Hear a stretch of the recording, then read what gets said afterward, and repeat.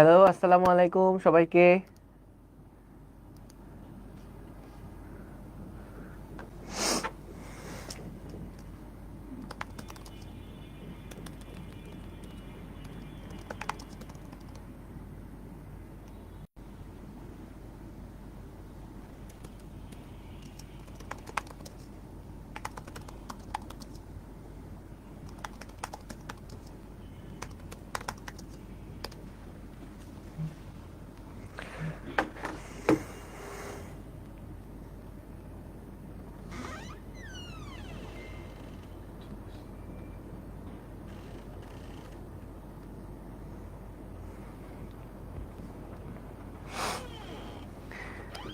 আজকের ক্লাসটা শুধুমাত্র ফেসবুকে হবে।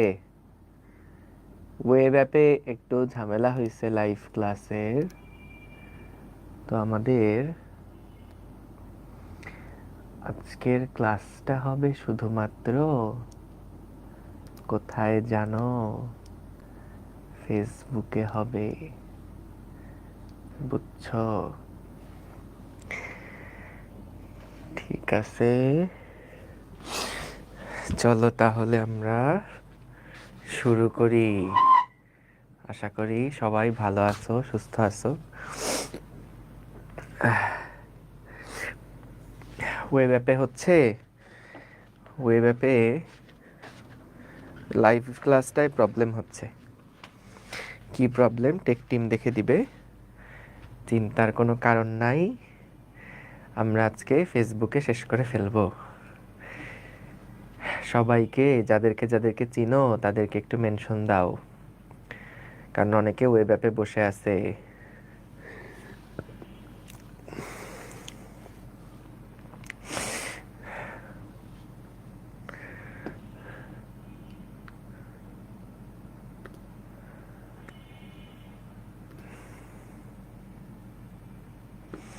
আমরা এখনই শুরু করছি, একটু সবাই চলে আসুক, তারপরে একবারে শুরু করছি।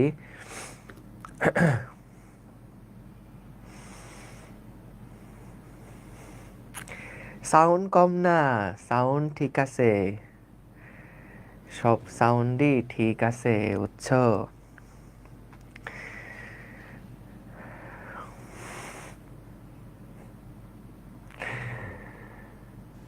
গতকালকে বাংলাদেশের খেলা দেখছি কি না? না, দেখি নাই।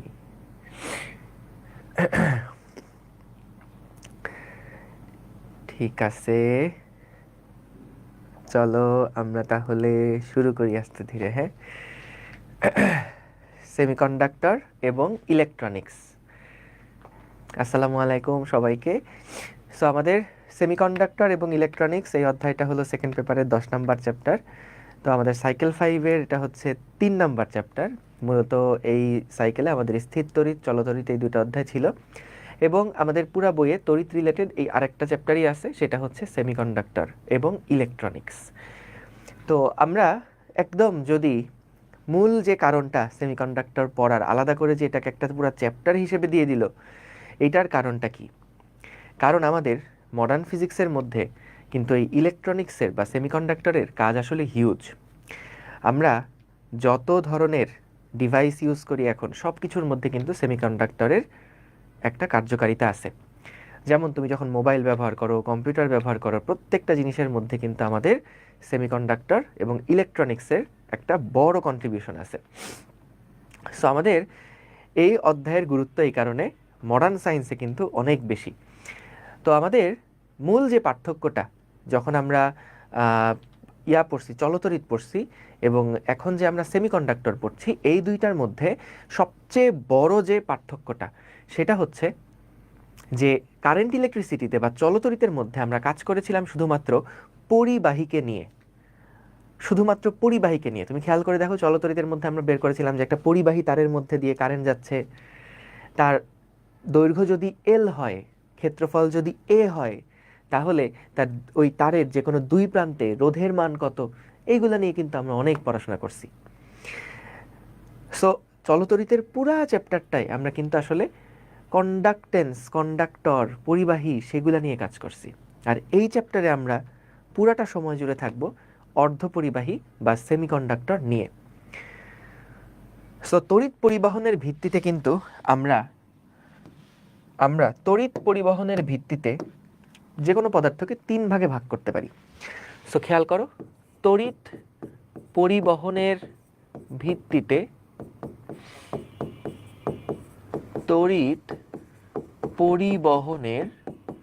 ভিত্তিতে আমরা পদার্থকে মোটা দাগে 3টা ভাগে ভাগ করে ফেলতে পারি। তার মধ্যে প্রথম যে ভাগটা সেটা হচ্ছে পরিবাহী বা কন্ডাক্টর, যেটা নিয়ে আমরা চলতরিৎ অধ্যায়ে কিন্তু আলোচনা করেছি। পরিবাহী কোনগুলা? যেই ধরনের উপাদানের মধ্যে দিয়ে তড়িৎ খুব সহজে পরিবাহিত হতে পারে, যেই ধরনের পদার্থের মধ্যে দিয়ে কারেন্ট খুব সহজে চলাচল করতে পারে, সেই ধরনের উপাদানগুলোকে আমরা বলছি পরিবাহী বা কন্ডাক্টর। এরপরে আছে আমাদের অন্তরক বা অপরিবাহী পদার্থ। অন্তরক বা অপরিবাহী পদার্থ, এই ধরনের পদার্থগুলোকে আমরা বলছি ইনসুলেটর।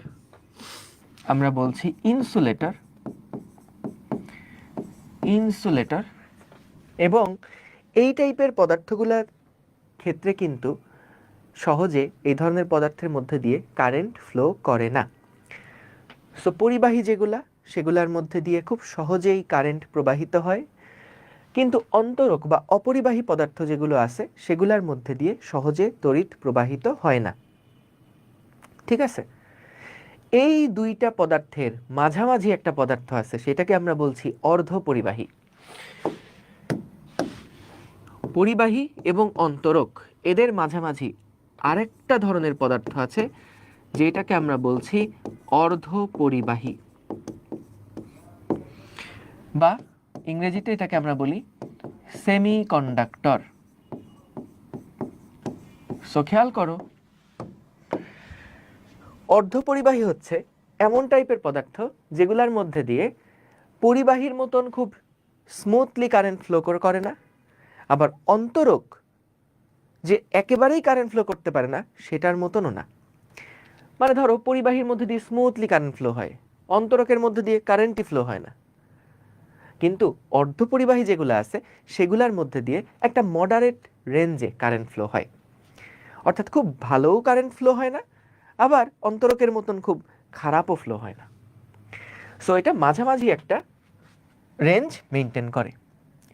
সো এখন কথা হচ্ছে যে ভাই, তাহলে যেই পদার্থটা আসলে পরিবাহীর মতন এত ভালো না, সেই পদার্থটা নিয়ে আমাদের এত মাতামাতি কেন? পরিবাহী বুঝলাম খুব সহজে কারেন্ট ফ্লো করতে পারে, কিন্তু অর্ধপরিবাহী বলছেন যে এটা পরিবাহীর মতন এত ভালোভাবে কারেন্ট ফ্লো করতে পারে না। তাইলে এর নিয়ে এত মাতামাতি কেন, এর নিয়ে এত চ্যাপ্টার কেন? সো কারণটা হচ্ছে, আমরা অর্ধপরিবাহী ব্যবহার করে কারেন্টকে আসলে কন্ট্রোল করতে পারি।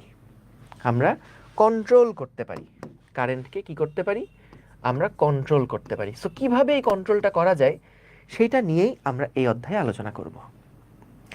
সো মূলত 3 রকমের পদার্থ, পরিবাহী, অর্ধপরিবাহী, অপরিবাহী।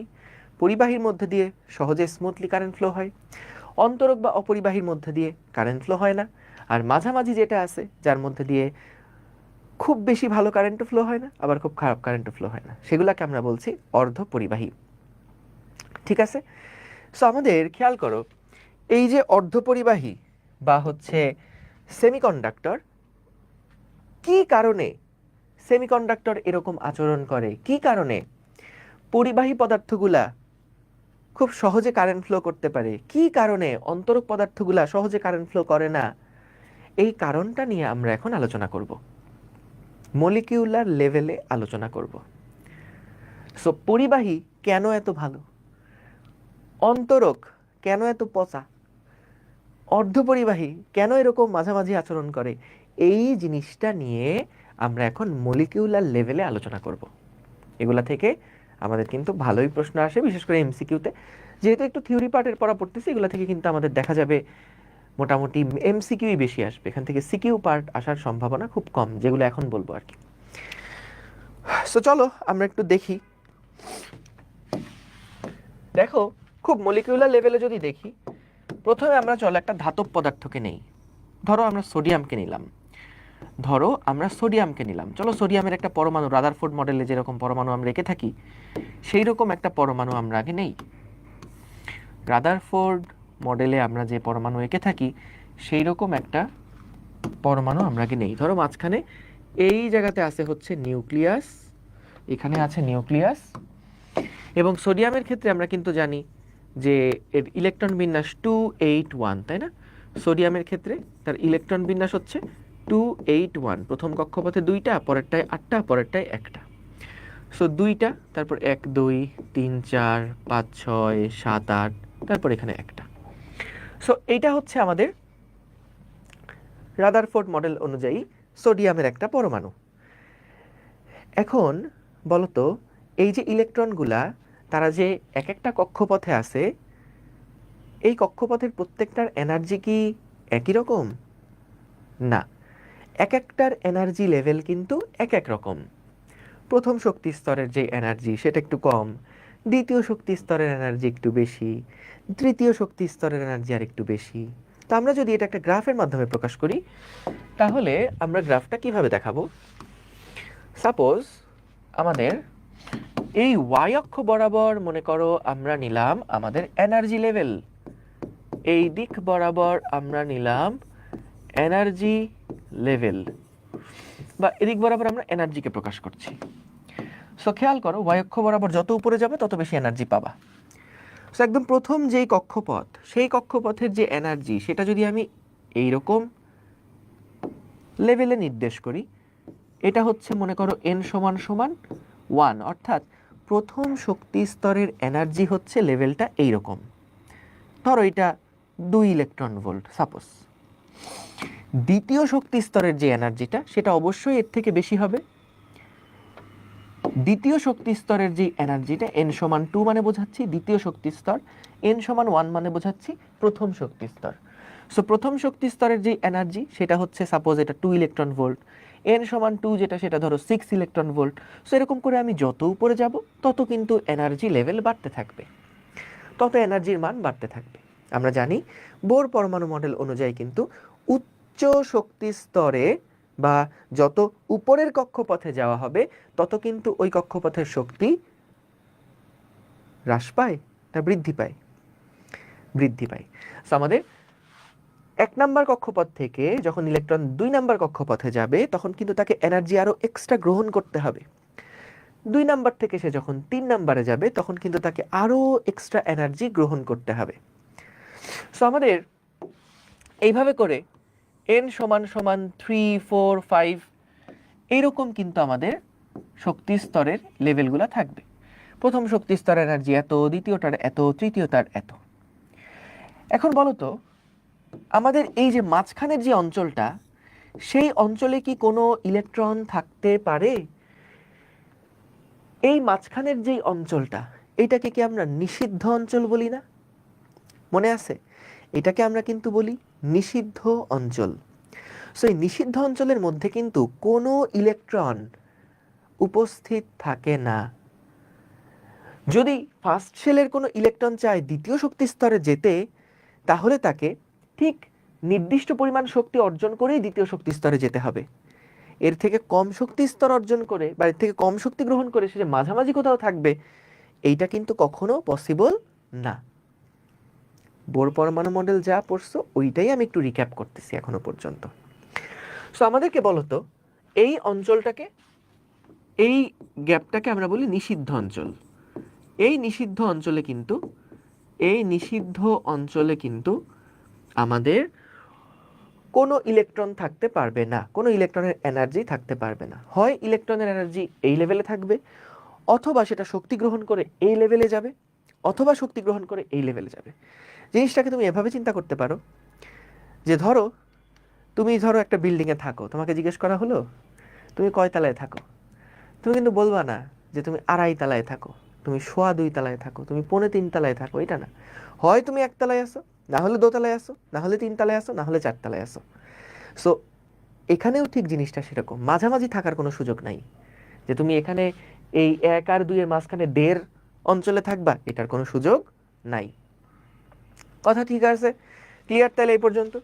এখন ভাইয়া বলো তো, যদি আমাদের এরকম একটা সোডিয়াম পরমাণু থাকে, তাহলে সেই ক্ষেত্রে তাদের যেই এনার্জি লেভেলটা, সেই লেভেলটা 1 2 3 এভাবে করে থাকবে, সমস্যা নাই। কিন্তু এইবার মনে করো আমরা একটা কাজ করলাম, এইবার আমরা কি করলাম শোনো, এইবার আমরা পাশাপাশি 2টা সোডিয়াম পরমাণু নিলাম। এইবার আমরা পাশাপাশি 2টা সোডিয়াম পরমাণু নিলাম। এখন তাহলে ভাইয়া যদি 2টা সোডিয়াম পরমাণু নেই, তাহলে প্রথম শক্তি স্তরে তাদের যে এনার্জি হবে, দ্বিতীয় শক্তি স্তরে তাদের যে এনার্জি হবে, সেটা কি আসলে একই লেভেলে থাকবে নাকি একটু বাড়বে কমবে? সো বিষয়টা খেয়াল করো। প্রশ্নটা হচ্ছে, যখন 2টা পরমাণু একসাথে আছে, এই ছবিটা আঁকছি কার জন্য? একটা সোডিয়াম পরমাণু যদি থাকে তার জন্য ছবিটা হলো এরকম। একটা সোডিয়াম পরমাণু যদি থাকে, তার শক্তি স্তরের যেই লেভেলটা সেটা এরকম একটা দাগ দিয়ে আমরা প্রকাশ করছি। কিন্তু যখন আমাদের 2টা সোডিয়াম পরমাণু থাকবে একত্রে, 2টা সোডিয়াম পরমাণু থাকবে একত্রে, তখন কিন্তু আমাদের দাঁড়াও একটা মিনিট একটুখানি, তোমাদের অপার ভাইয়া ফোন দিচ্ছে কেন?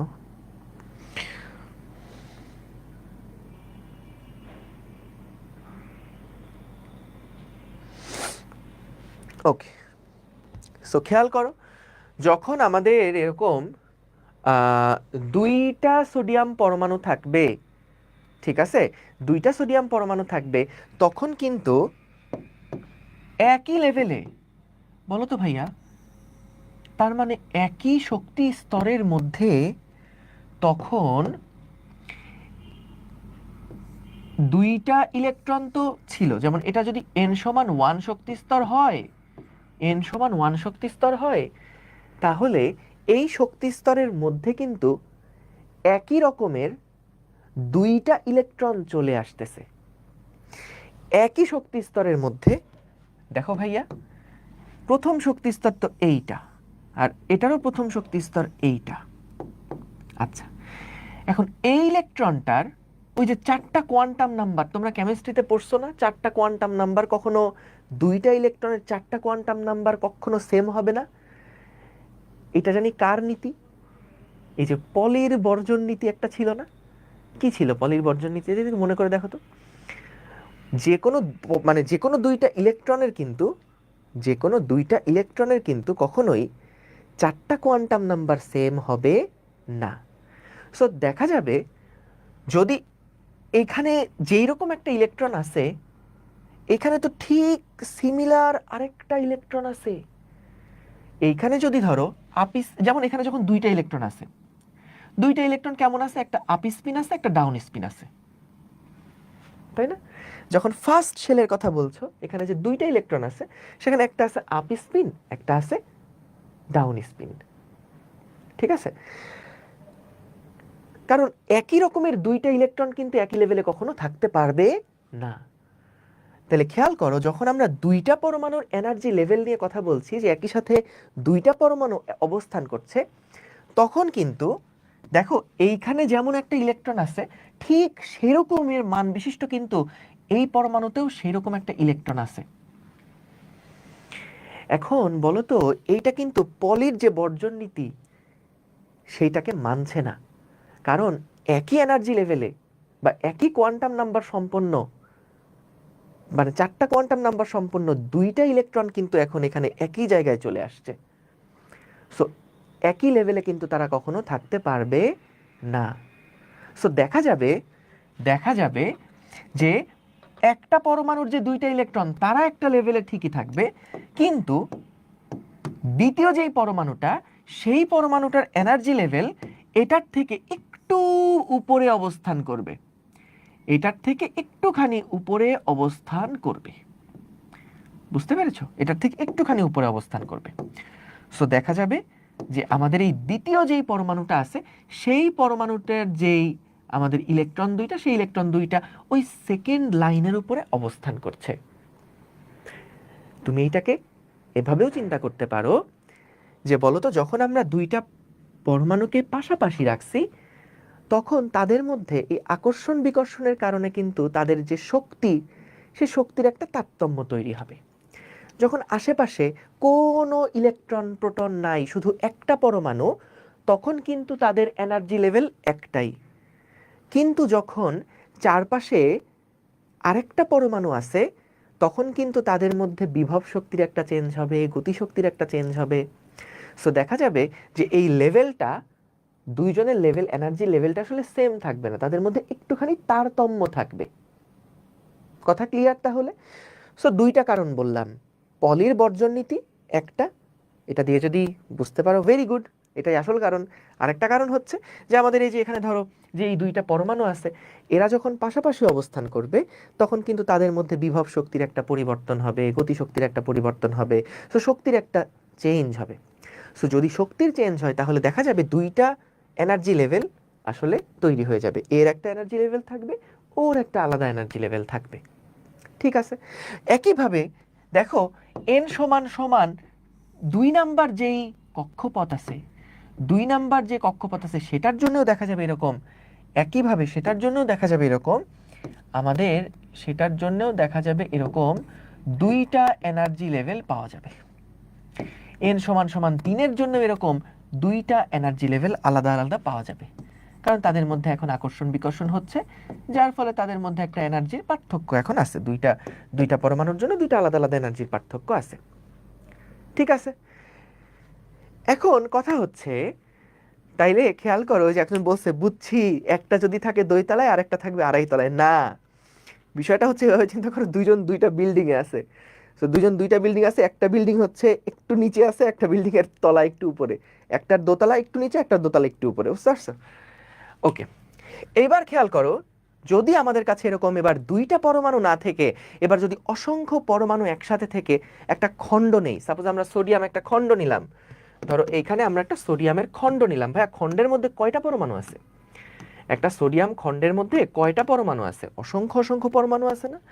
তাহলে সেই ক্ষেত্রে আমাদের যে এনার্জি লেভেলটা পাওয়া যাবে, সেই ক্ষেত্রে আমাদের যে এনার্জি লেভেলটা পাওয়া যাবে ভাইয়া, সেটা হচ্ছে n সমান সমান 1। এখানে তো ভাইয়া কোটি কোটি পরমাণু আছে, তাহলে এদের জন্য কিন্তু দেখা যাবে n সমান 1 এ এখন আর একটা বা দুইটা দাগ হবে না, এরকম অসংখ্য অসংখ্য দাগ কিন্তু থাকবে, অসংখ্য অসংখ্য এনার্জি লেভেল কিন্তু এই n সমান 1 এর জায়গায় থাকবে। সো দেখা যাবে তখন আর আমরা এটাকে এনার্জি লেভেল বলবো না, তখন আমরা এটাকে বলবো একটা এনার্জি ব্যান্ড। তখন আমরা এটাকে বলবো একটা এনার্জির ব্যান্ড, শক্তির ব্যান্ড। সো যখন আমাদের অনেকগুলা মৌল বা অনেকগুলা পরমাণু একত্রে অবস্থান করবে, অনেকগুলা পরমাণু যখন একত্রে অবস্থান করবে, তখন দেখা যাবে যে তারা একটা এনার্জির ব্যান্ড তৈরি করছে, কারণ এরকম প্রত্যেকটা পরমাণুর জন্য এরকম আলাদা আলাদা আলাদা আলাদা এনার্জি লেভেল আছে। সো সবগুলা লেভেল ঘনসন্নিবিষ্ট হয়ে দেখে মনে হবে এটা একটা এনার্জি ব্যান্ড, একটা পট্টির মতন হয়ে গেছে, একটা পট্টির মতন হয়ে গেছে। সো এইটা হলো গিয়ে আমাদের n সমান সমান 1। ঠিক আছে? একইভাবে এখানে থাকবে n সমান সমান 2, তারপরে এখানে থাকবে n সমান সমান 3। বুঝতে পেরেছো? সো তাহলে যখন আমরা একটা খণ্ড নিয়ে কাজ করব, তখন এই এনার্জি লেভেল আর একটা দাগের মধ্যে সীমাবদ্ধ থাকবে না, একটা দাগের মধ্যে সীমাবদ্ধ থাকবে না।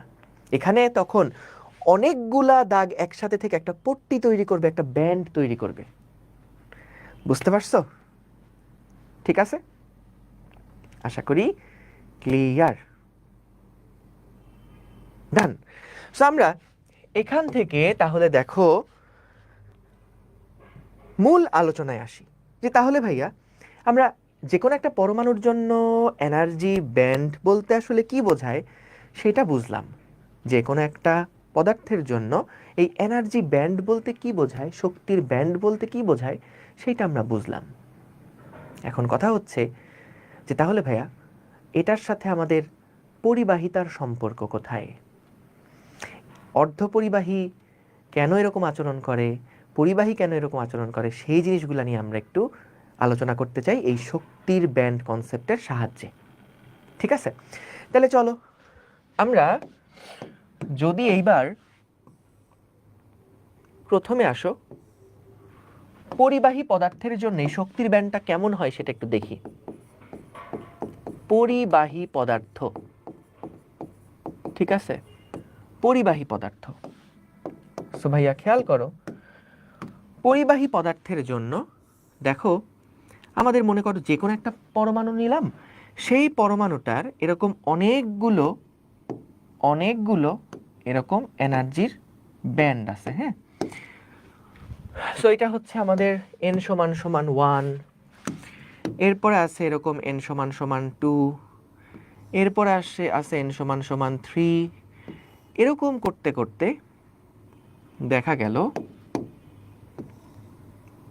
অনেকগুলা এরকম শক্তি স্তর মনে করো আছে। এটা হচ্ছে n সমান সমান 1, এটা n সমান সমান 2। একদম শেষ যেই এনার্জি ব্যান্ডটা, একেবারে লাস্ট যেই শক্তি স্তরটা, এই শক্তি স্তরটাকে বলা হয় ভ্যালেন্স ব্যান্ড বা যোজ্যতা ব্যান্ড। লাস্ট যে শক্তি স্তরটা এইটাকে আমরা বলি ভ্যালেন্স ব্যান্ড, এইটাকে আমরা বলি ভ্যালেন্স ব্যান্ড বা যোজ্যতা ব্যান্ড। এই যোজ্যতা ব্যান্ড হচ্ছে আমাদের মূলত কি বলতো, শেষ শক্তি স্তর। এটা হচ্ছে আমাদের শেষ শক্তি স্তর, লাস্ট শক্তি স্তর। তো পরিবাহীর মধ্যে যেটা হয়, বেশিরভাগ পরিবাহী কিন্তু ধাতব পদার্থের। আমরা জানি ধাতব পদার্থের যোজ্যতা স্তরে 1টা 2টা 3টা করে ইলেকট্রন থাকে, এবং দেখা যায় তারা যখন একটা ক্রিস্টালের মধ্যে অবস্থান করে তখন কিন্তু তারা বাইরে থেকে কিছু পরিমাণ তাপশক্তি গ্রহণ করে তারা শেষ কক্ষপথ থেকে বের হয়ে পুরাটা ক্রিস্টালের মধ্যে ঘোরাফেরা করে, পুরাটা পদার্থের মধ্যে তারা ঘোরাফেরা করে। সো এই ইলেকট্রনগুলা একেবারে মুক্ত ইলেকট্রন। সো এই মুক্ত ইলেকট্রনের জন্যই কিন্তু কন্ডাক্টরগুলা খুব ভালো তড়িৎ পরিবাহক। সো খেয়াল করো, আমাদের এই ভ্যালেন্স ব্যান্ডের পরে আরেকটা ব্যান্ড আছে যেটাকে আমরা বলি কন্ডাকশন ব্যান্ড, যেটাকে আমরা বলি কন্ডাকশন ব্যান্ড বা পরিবহন ব্যান্ড, যেটাকে আমরা বলি কন্ডাকশন ব্যান্ড বা পরিবহন ব্যান্ড। কন্ডাকশন ব্যান্ড বা এটাকে আমরা বলি পরিবহন ব্যান্ড, পরিবহন ব্যান্ড, আর এটাকে আমরা বলছি যোজ্যতা ব্যান্ড। সো খেয়াল করো, যেমন সোডিয়ামের শেষ যে কক্ষপথ 2, 8, 1, এটা হচ্ছে তার ইলেকট্রন বিন্যাস ছিল, তাই না? এটা হচ্ছে তার ইলেকট্রন বিন্যাস ছিল। সো আমাদের এই সোডিয়াম তার শেষ কক্ষপথে যে একটা ইলেকট্রন, দেখা যায় সোডিয়ামের খণ্ড নিয়ে যখন আমরা আলোচনা করি, সোডিয়ামের খণ্ডের কথা যখন বলি, তখন প্রত্যেকটা সোডিয়াম পরমাণুর শেষ কক্ষপথে যে ইলেকট্রনগুলো আছে এরা কিন্তু নিউক্লিয়াসের সাথে খুব হালকাভাবে আবদ্ধ।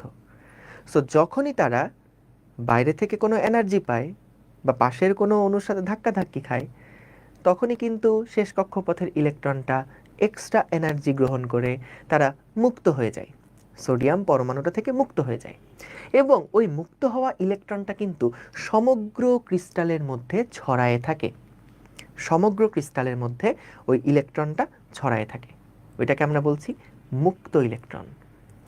সো খেয়াল করো, আমাদের ভ্যালেন্স ব্যান্ডের যেই ইলেকট্রনের এনার্জি আর কন্ডাকশন ব্যান্ডের যেই ইলেকট্রনের এনার্জি, এই দুইটার মধ্যে কিন্তু একটা পার্থক্য আছে।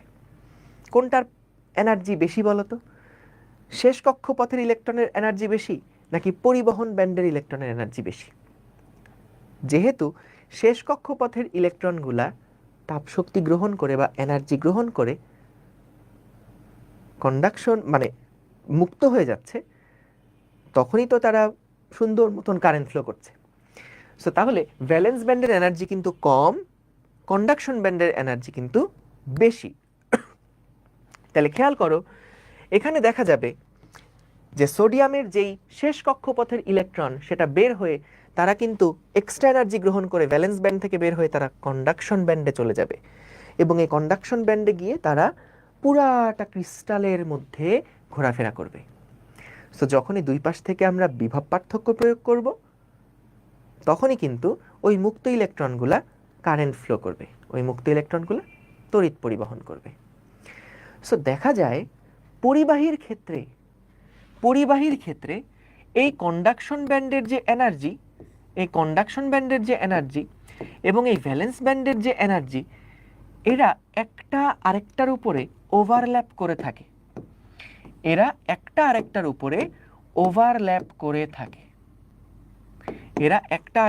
এরকম ওভারল্যাপ করে থাকে।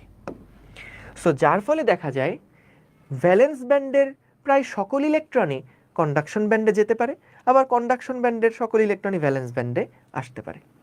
সো তাদের মধ্যে ভ্যালেন্স ব্যান্ডের ইলেকট্রন থাকা মানেই সেটা আসলে কন্ডাকশন ব্যান্ডেই এক পা দিয়ে রাখা। সো যার ফলে প্রচুর পরিমাণ মুক্ত ইলেকট্রন পাওয়া যায় এবং এই মুক্ত ইলেকট্রনগুলাই কিন্তু তড়িৎ পরিবহনে সাহায্য করে। কিন্তু আমি যদি এদিকে অর্ধ পরিবাহীর কথা বলি, এইদিকে আমি যদি অর্ধ পরিবাহীর কথা বলি, বা অর্ধ পরিবাহী না, আগে চলো আমরা অন্তরকের কথা বলে আসি। যদি আমরা এবার ধরো অন্তরক পদার্থগুলোর কথা বলি তাহলে কি হয় শোনো। অন্তরক যে সমস্ত পদার্থগুলো আছে সেইগুলার ক্ষেত্রে দেখা যায়,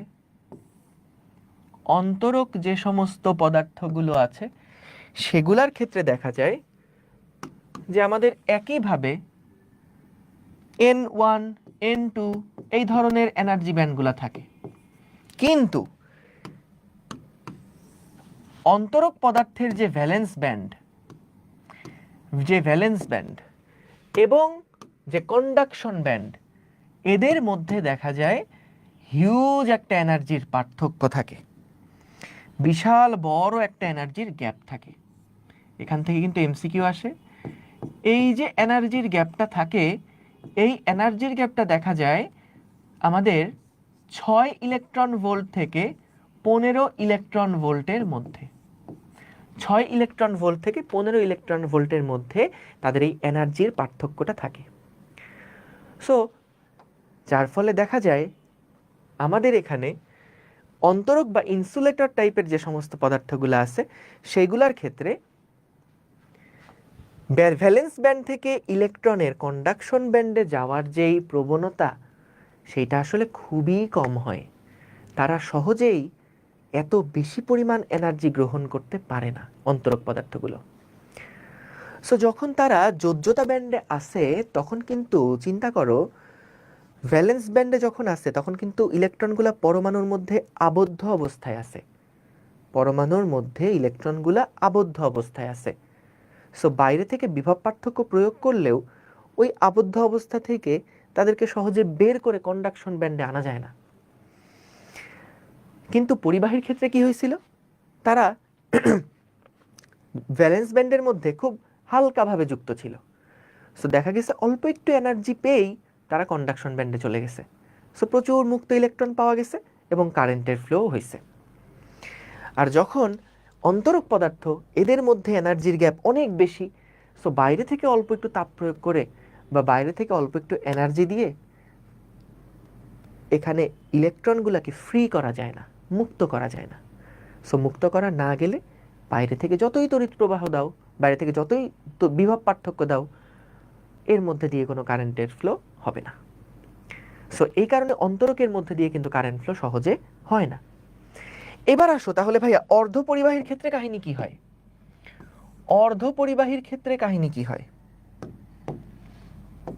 সেমিকন্ডাক্টর বা অর্ধ পরিবাহীর ক্ষেত্রে যেটা হয় সেটা হচ্ছে আমাদের N1 এবং N2 ধরো একদম আগের মতন আছে, N1 এরকম আছে, N2 এরকম আছে। আমাদের এই যে ভ্যালেন্স ব্যান্ড, এবং এই যে কন্ডাকশন ব্যান্ড, এটাকে আমি ভিবি দিয়ে প্রকাশ করছি, ভ্যালেন্স ব্যান্ড এবং যে কন্ডাকশন ব্যান্ড, এদের মধ্যে দেখা যায় যে এনার্জির পার্থক্যটা থাকে, এই এনার্জির পার্থক্যটা থাকে কোন রেঞ্জের? দেখো, এনার্জির গ্যাপটা থাকে 2 ইলেকট্রন ভোল্টের সমান বা তার থেকে ছোট, 2 ইলেকট্রন ভোল্টের সমান বা তার থেকে ছোট। সো যেটা দেখা যায় যে ভ্যালেন্স ব্যান্ড এবং কন্ডাকশন ব্যান্ডের মধ্যে যে এনার্জির পার্থক্য, এটা কিন্তু অন্তরকের মতন এত বেশি না। কন্ডাকশন ব্যান্ডে তো একটা আরেকটার উপরে উপরিপাতিত হয়েছিল, তো দেখা গেছে যারাই ভ্যালেন্স ব্যান্ডে আছে খুব সহজেই মুক্ত হয়ে গেছে তারা। অন্তরকের ক্ষেত্রে এই গ্যাপটা অনেক বেশি, তো ইলেকট্রনকে প্রচুর এনার্জি গ্রহণ করে কন্ডাকশন ব্যান্ডে যেতে হবে বা তাকে ফ্রি হতে হবে কারেন্ট কন্ডাক্ট করার জন্য। আর অন্যদিকে অর্ধপরিবাহী যেটা আছে সেটা কিন্তু ভ্যালেন্স ব্যান্ড থেকে এই 2 ইলেকট্রন ভোল্টের সমান বা তার থেকে একটু কম পরিমাণ এনার্জি গ্রহণ করেই তারা কন্ডাকশন ব্যান্ডে চলে যেতে পারবে, মানে তারা ফ্রি হয়ে যেতে পারবে। ফ্রি হয়ে গেলে পুরো ক্রিস্টালে তারা মুক্তভাবে ঘোরাফেরা করবে এবং যখনই দুই পাশে বিভব পার্থক্য প্রয়োগ করা হবে, ফ্রি ইলেকট্রনগুলো মুভ করে তারা কারেন্ট কন্ডাক্ট করবে। ঠিক আছে, এখানে একটা অবজেক্টিভ অনেক বেশি আসে, সেটা হচ্ছে এই সিলিকনের যেই এনার্জি গ্যাপ, সিলিকনের জন্য যে এনার্জি গ্যাপ, এইটা দেখা যায় 1.1 ইলেকট্রন ভোল্ট, এবং জার্মেনিয়ামের জন্য যে এনার্জি গ্যাপ এটা হলো 0.7 ইলেকট্রন ভোল্ট। এই দুইটা থেকে গত কয়েক বছরে প্রচুর প্রশ্ন আসছে বিভিন্ন বোর্ডে। গেল। এবং খেয়াল করো, আমরা যদি কিছু এক্সাম্পলের দিকে তাকাই যে পরিবাহী পদার্থ কারা, অর্ধপরিবাহী কারা এবং আমাদের অন্তরক কারা।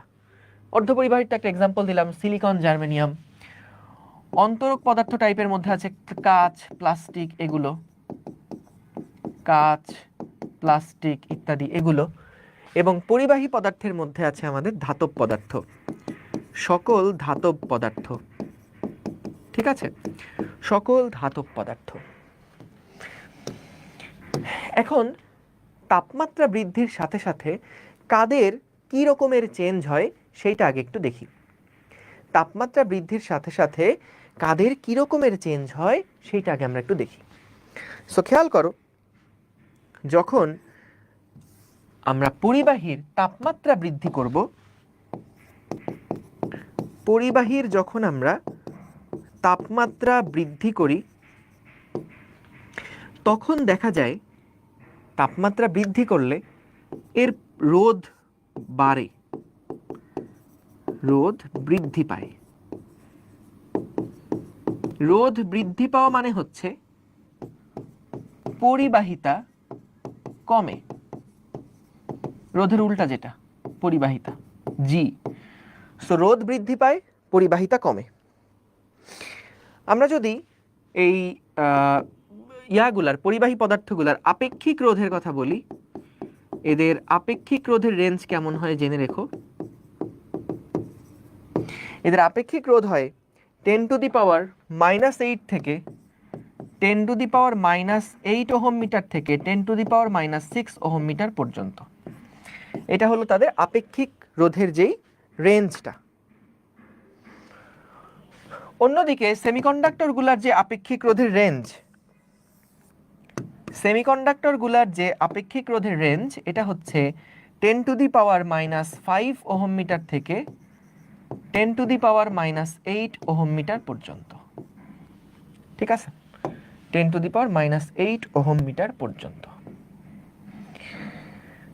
সো যখন আমরা তাপমাত্রা বৃদ্ধি করি, অর্ধপরিবাহীর যখন তাপমাত্রা বৃদ্ধি করি, তখন দেখা যায় ভ্যালেন্স ব্যান্ড থেকে আরো বেশি বেশি পরিমাণ ইলেকট্রন তারা কন্ডাকশন ব্যান্ডে যাওয়ার এনার্জি পায়।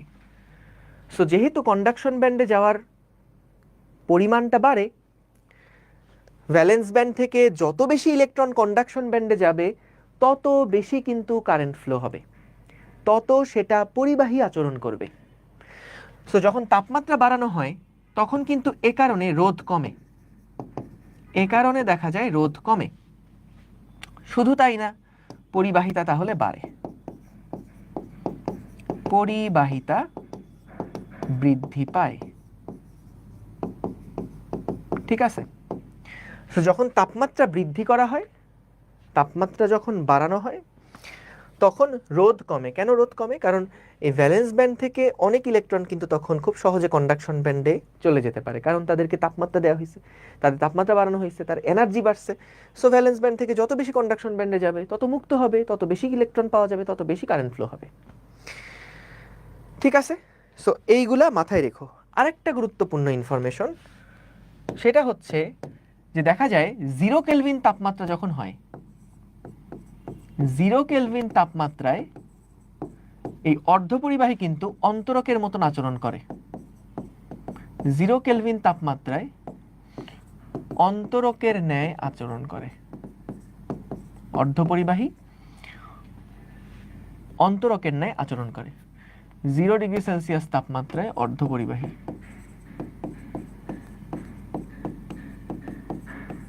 ঠিক আছে, 0 কেলভিন তাপমাত্রায় অর্ধপরিবাহী অন্তরকের ন্যায় আচরণ করে। ঠিক আছে, ডান, ডানাডান, ডান। ঠিক আছে, ওকে। তাইলে ভাইয়া চলো আমরা অর্ধপরিবাহী আসলে কি কারণে এরকম আচরণ করে, পরিবাহী অন্তরক কেন এরকম আচরণ করে, সেগুলা আমরা বুঝলাম। এবার আসো, এই যে অর্ধপরিবাহী, সেই অর্ধপরিবাহী দেখা যাবে দুইটা টাইপের অর্ধপরিবাহী নিয়ে আমরা কাজ করব। এই সেমিকন্ডাক্টরের মধ্যে আমরা ইনিশিয়ালি দুইটা টাইপ নিয়ে কাজ করব। একটাকে আমরা বলবো সহজাত বা বিশুদ্ধ বা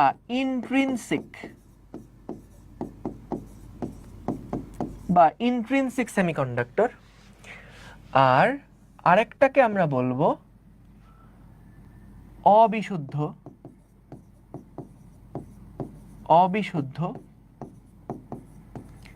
বহির্জাত বা এক্সট্রিনসিক সেমিকন্ডাক্টর। এখন ভাইয়া ইন্ট্রিনসিক মানে কি, এক্সট্রিনসিক মানে কি? ইন্ট্রিনসিক মানে হচ্ছে যেই সেমিকন্ডাক্টর খণ্ডটার বা যেই পরমাণু খণ্ডটার সকল পরমাণু, যেই খণ্ডের সকল পরমাণু সেম, সকল পরমাণু একই। যেমন আমি যদি একটা সিলিকনের খণ্ড নেই, একটা বিশুদ্ধ সিলিকন খণ্ড নেই, তাহলে ওই বিশুদ্ধ সিলিকন খণ্ডের মধ্যে শুধুমাত্র সিলিকনই থাকবে, অন্য কোনো উপাদান সেখানে থাকবে না। যদি আমি বিশুদ্ধ সেমিকন্ডাক্টরের কথা বলি বা ইন্ট্রিনসিক বা সহজাত সেমিকন্ডাক্টরের কথা বলি, যেমন একটা এক্সাম্পল দিলাম সিলিকন খণ্ড, যদি এটা বিশুদ্ধ সিলিকন হয়, তাহলে ওই খণ্ডের সবগুলা পরমাণু সিলিকনের, সকল পরমাণু একই। আর অবিশুদ্ধ বা বহির্জাত বা এক্সট্রিনসিক গুলা কোনগুলা? যেগুলার মধ্যে আসলে ভেজাল মেশানো থাকে, অর্থাৎ সকল পরমাণু একই নয়,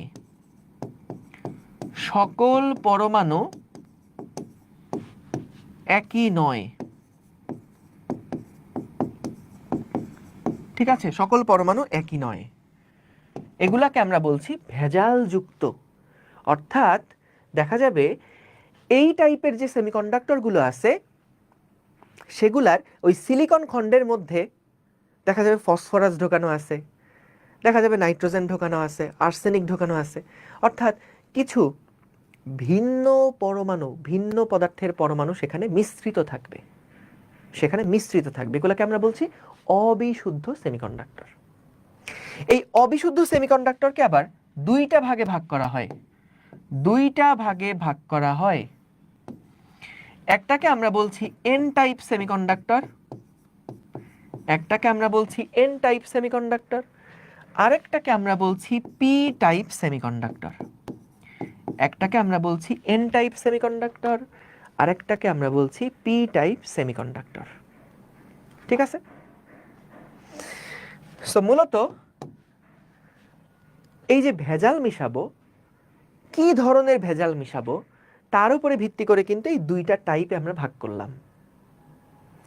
দেখা যায় যদি এন টাইপ ভেজাল করতে চাই, এন টাইপ সেমিকন্ডাক্টর করতে চাই, তাহলে সেখানে আমাদের পঞ্চযোজী পরমাণুকে ভেজাল হিসেবে মেশানো লাগে। আর যখন আমরা পি টাইপ সেমিকন্ডাক্টর তৈরি করতে চাই, এগুলো কিন্তু সব এক্সট্রিনসিক মানে অবিশুদ্ধ সেমিকন্ডাক্টর, সেখানে আমরা সিলিকন খণ্ডের মধ্যে দেখা যায় ত্রিযোজী টাইপের পরমাণুকে ঢোকাই। সো এগুলা নিয়ে আমরা কথাবার্তা বলবো, কি কেন বললাম ত্রিযোজী, কেন এটা পঞ্চযোজী, সেগুলাই আসবো। তার আগে চলো আমরা একটু দেখে নেই যে বিশুদ্ধ যেই সিলিকন খণ্ড আছে সেইটার মধ্যে আসলে কিভাবে করে নর্মালি কারেন্ট ফ্লো হয়, কিভাবে তারা বন্ধনে আবদ্ধ থাকে। তো খুব ছোট্ট করে দেখো, এখানে আমাদের একটা ছবি আঁকা আছে।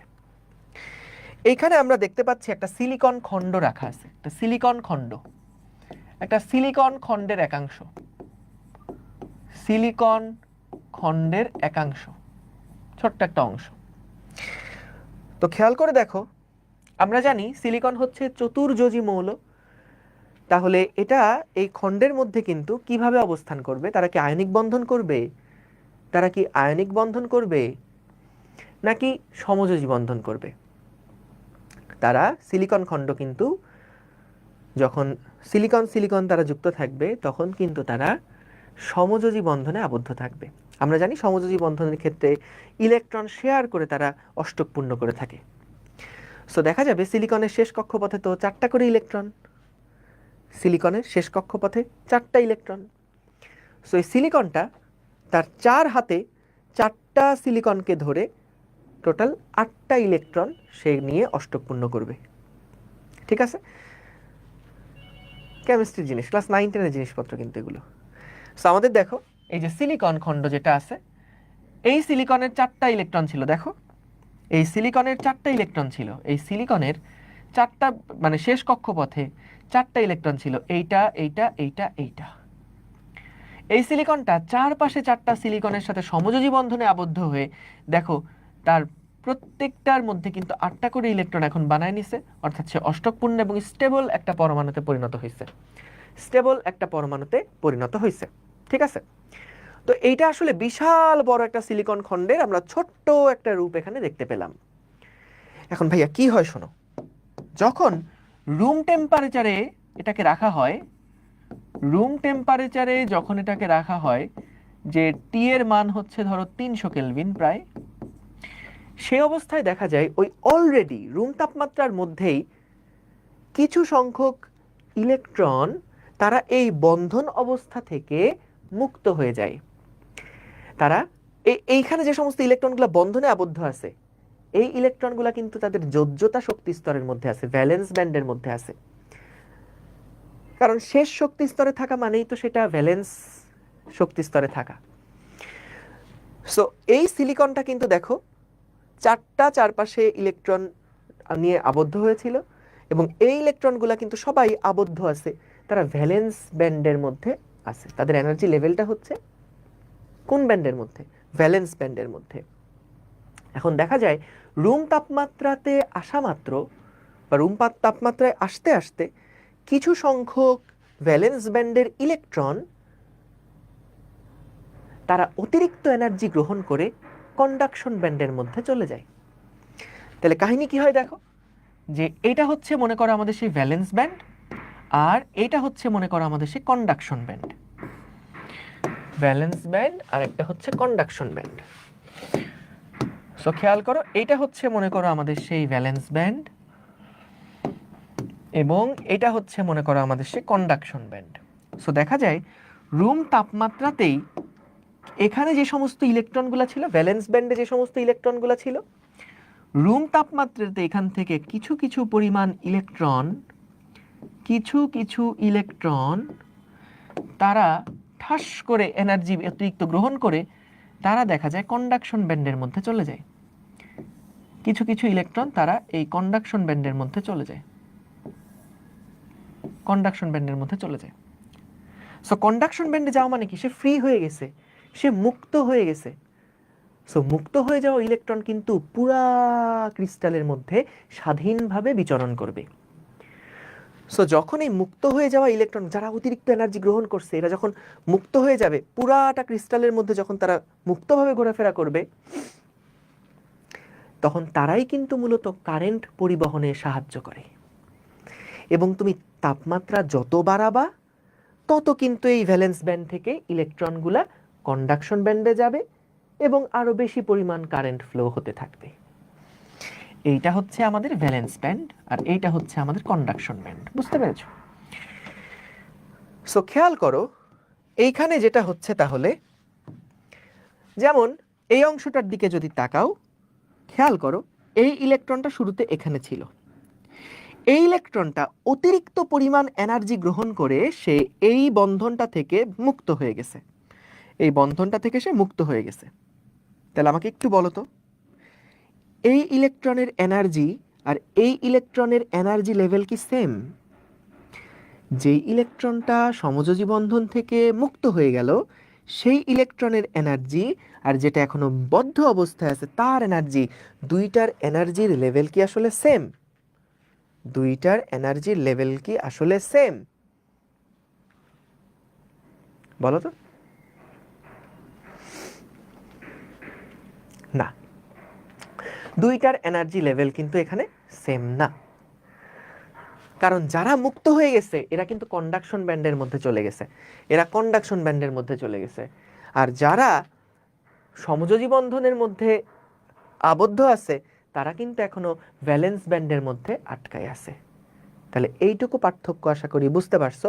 যারা মুক্ত হয়ে গেল সেই ইলেকট্রনগুলার এনার্জি আর যারা বন্ধনে আবদ্ধ আছে তাদের এনার্জি লেভেল কিন্তু সেম না, মুক্তটার বেশি। Hasan Hamidi, very good. So মুক্তটার এনার্জি লেভেল কিন্তু সেখানে অবশ্যই বেশি হবে। ঠিক আছে, এইবার খেয়াল করো আমাদের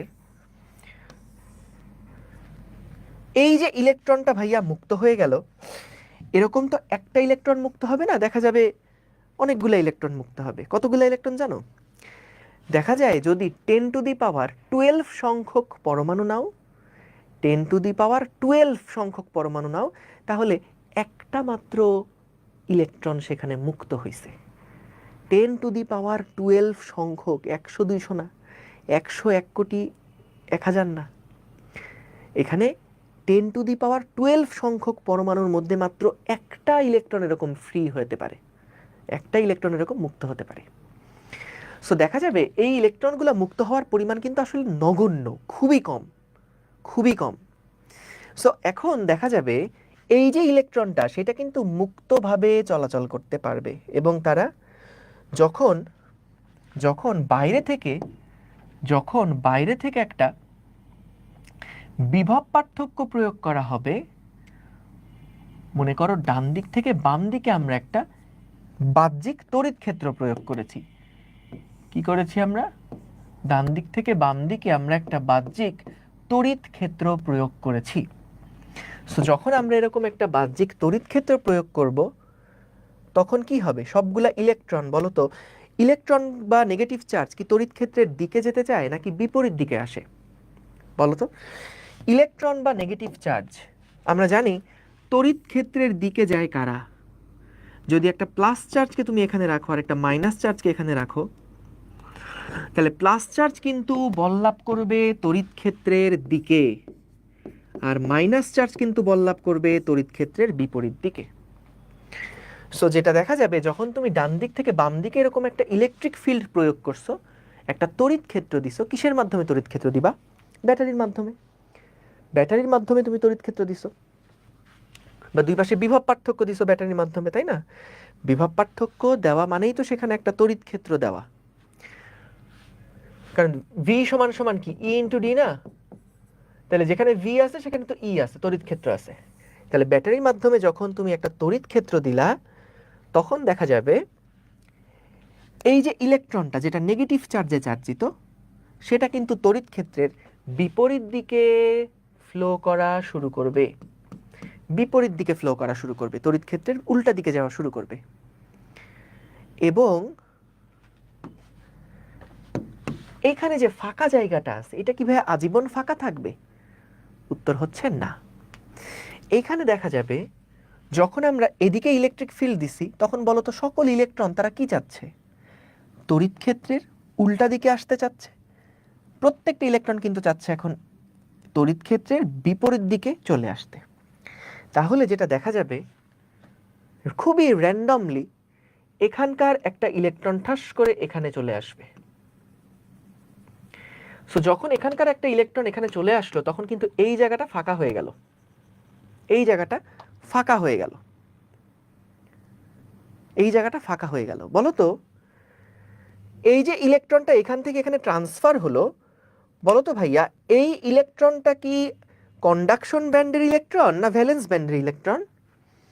যেই ইলেকট্রনটা এখান থেকে এখানে ট্রান্সফার হয়ে গেছে সেই ইলেকট্রনটা কি আসলে কন্ডাকশন ব্যান্ডের ইলেকট্রন নাকি ভ্যালেন্স ব্যান্ডের ইলেকট্রন?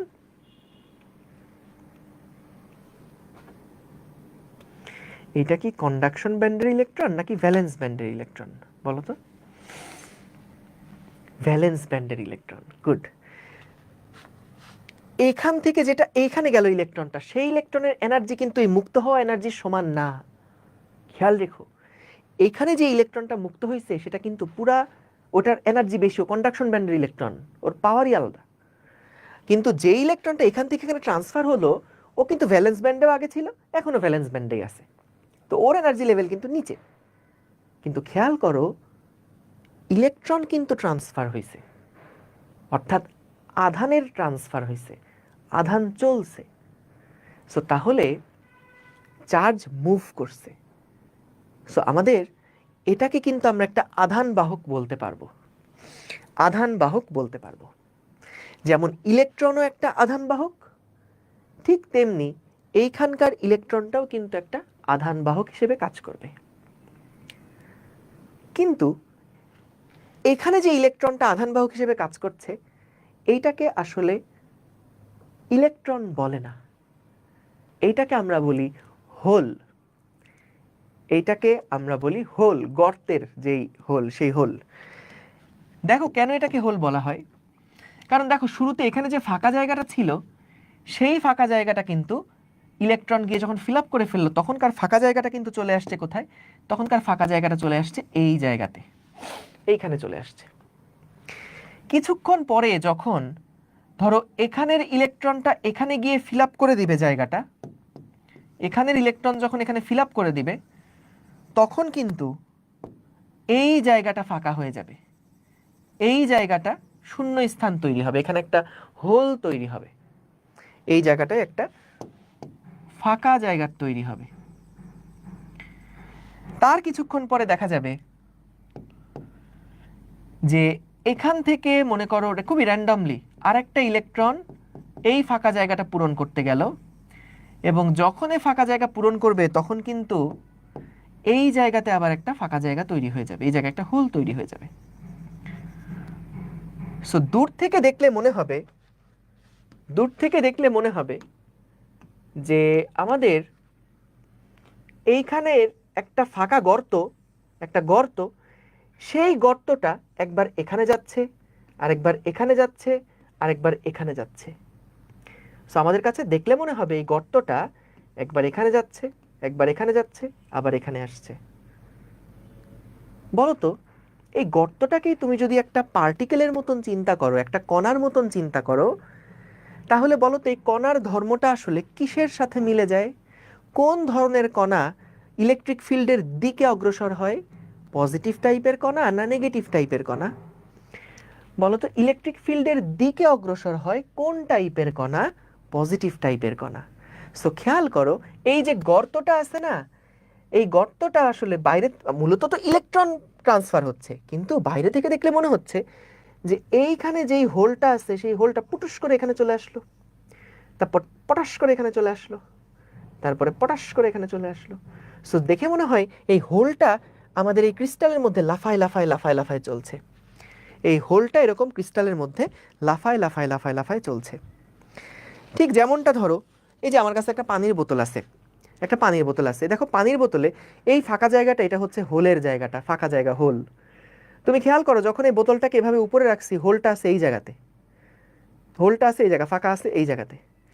এখন যদি আমি এই ইয়াটাকে, বোতলটাকে এরকম করে নামাই দেই, তাহলে খেয়াল করো এই ফাঁকা জায়গাটা কিন্তু এখন চলে আসছে এখানে। সো দেখে মনে হচ্ছে যে ফাঁকা জায়গাটা একবার উপরে গেল, ফাঁকা জায়গাটা এখানে আসলো, ফাঁকা জায়গাটা এখানে আসতেছে, ফাঁকা জায়গাটা এখানে আসছে। কিন্তু আসলে কি ফাঁকা জায়গা মুভ করতেছে নাকি পানি মুভ করছে বলো তো?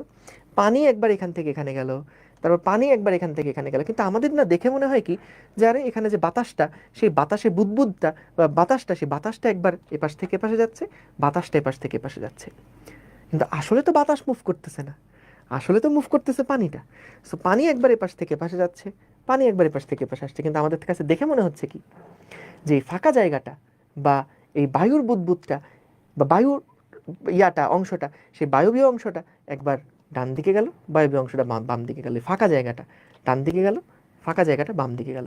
সো এই জিনিসটা একদম হোলের মতন কাজ করতেছে। এখানে যেরকম মূলত আসলে ইলেকট্রন ট্রান্সফার হচ্ছে, এই পাশ থেকে এখানে ইলেকট্রন আসছে, এখান থেকে এখানে ইলেকট্রন আসছে, এখান থেকে এখানে ইলেকট্রন আসছে, কিন্তু আমাদের কাছে মনে হচ্ছে যে এই এখানে যে হোলটা ছিল, যেই ফাঁকা জায়গাটা ছিল, সে ফাঁকা জায়গাটা এদিকে আসলো, তারপর এদিকে আসলো, তারপর এদিকে আসলো, এইভাবে করে ফাঁকা জায়গার একটা মুভমেন্ট আমরা দেখতে পারি। সো এটাকে যদি একটা কণার মতন চিন্তা করো, সো এই কণাটা ইলেকট্রিক ফিল্ডের দিকে অগ্রসর হচ্ছে, যেমনটা পজিটিভ চার্জ ইলেকট্রিক ফিল্ডের দিকে অগ্রসর হয়। সো এইটাকে আমরা বলছি আমাদের হোল। সো এই হোলটাও কিন্তু একটা আধান বাহক, এই হোলটাও কিন্তু এক ধরনের আধান বাহক, চার্জ ক্যারিয়ার। ইলেকট্রন যেমন চার্জ ট্রান্সফার করছে, ঠিক তেমনি এই হোলটাও কিন্তু আসলে চার্জ ট্রান্সফার করছে। হোলের মুভমেন্টটা আসলে মূলত ইলেকট্রনের উল্টা দিকে, কিন্তু এটা তো আসলে আধান বহন করতেছে তো, তাই না?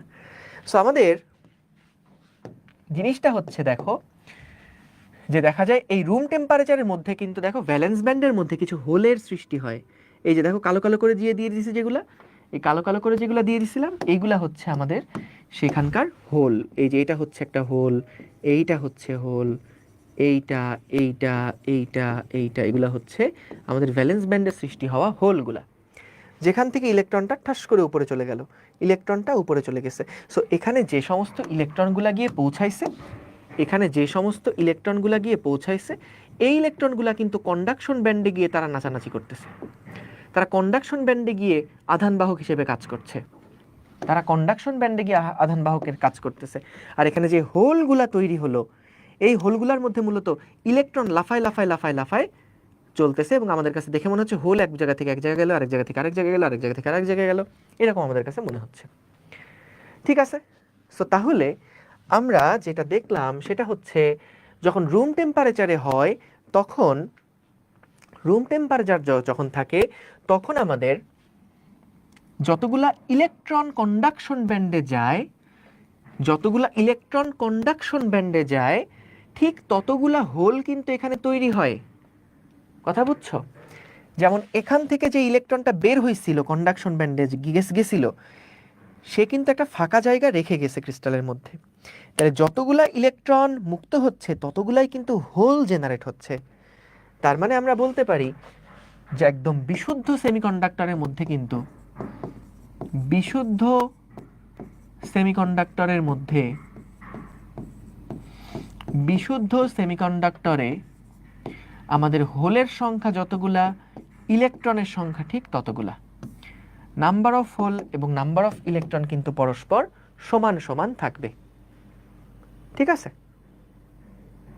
ঠিক আছে? ঠিক আছে, ওকে।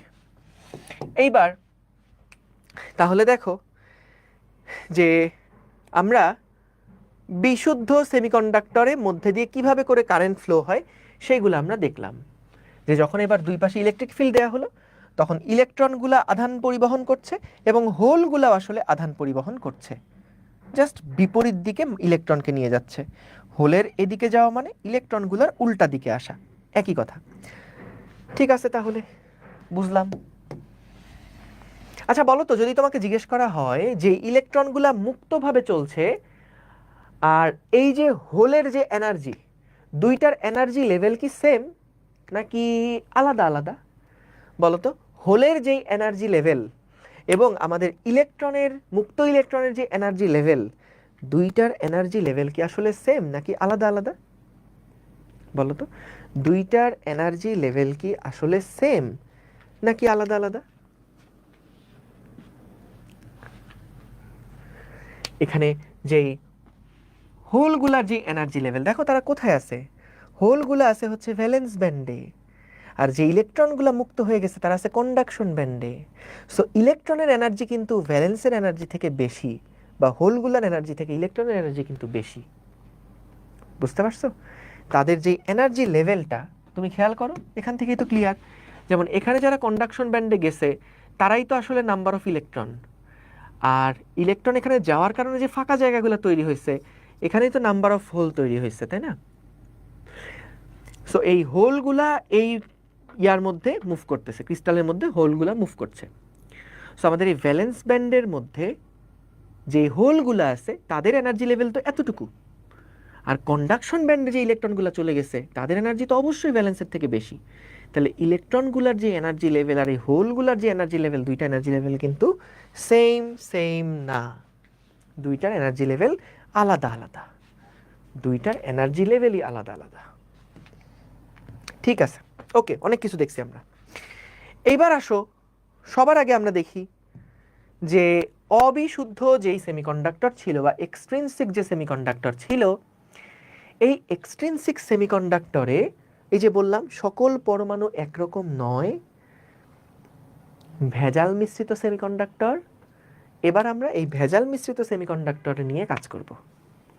আমরা তো বিশুদ্ধ সেমিকন্ডাক্টর কিভাবে কাজ করে দেখছি, এর মধ্যে দিয়ে দুই পাশে ব্যাটারি দিয়ে দিলে, দুই পাশে একটা তড়িৎ ক্ষেত্র দিয়ে দিলে কিভাবে কারেন্ট ফ্লো করে সেটা আমরা দেখছি, যে ইলেকট্রন এবং হোলের মাধ্যমে কিভাবে তারা কারেন্ট ফ্লো করে।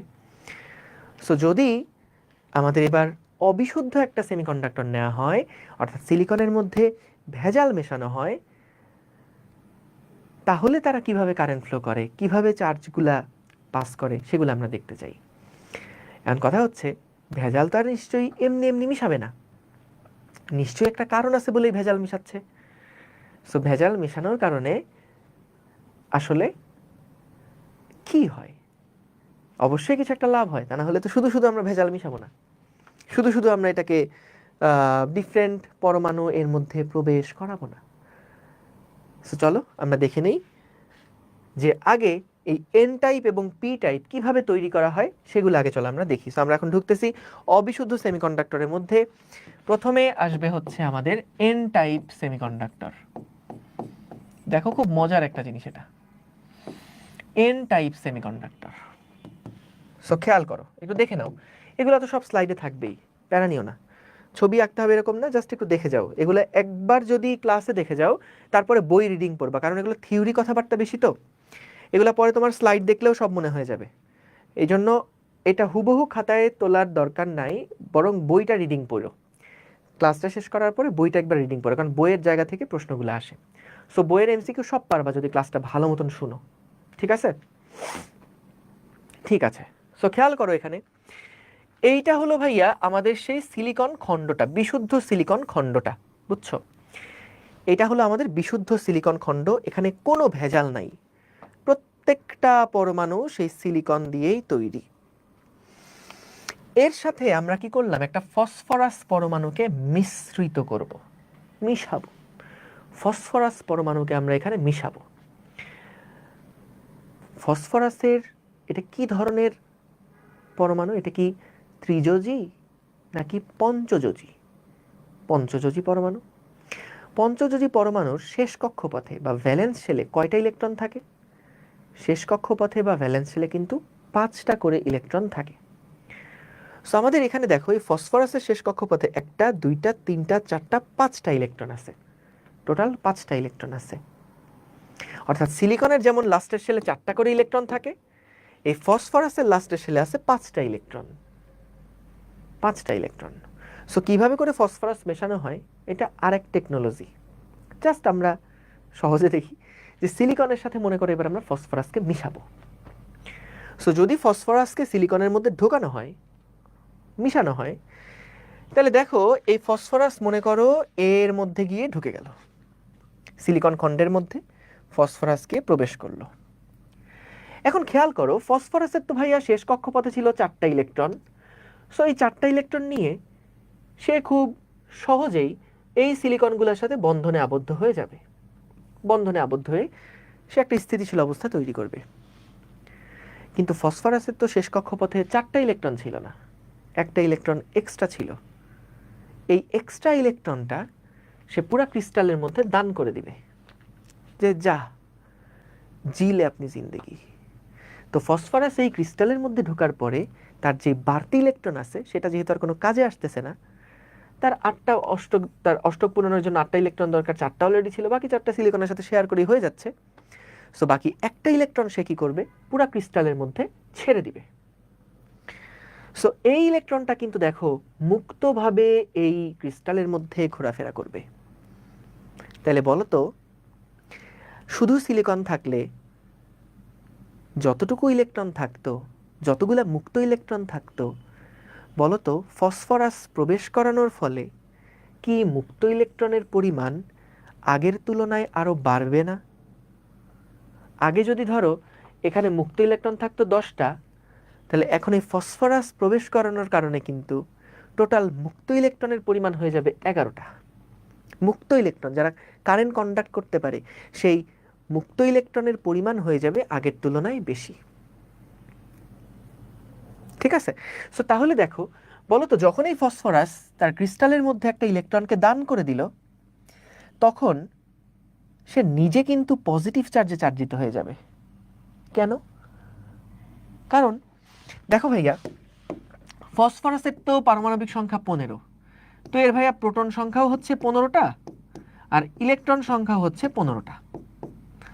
যখন সে একটা ইলেকট্রনকে ক্রিস্টালে দান করে দিল, তখন কিন্তু তার একটা ইলেকট্রন নাই, এখন হয়ে গেছে 14টা ইলেকট্রন।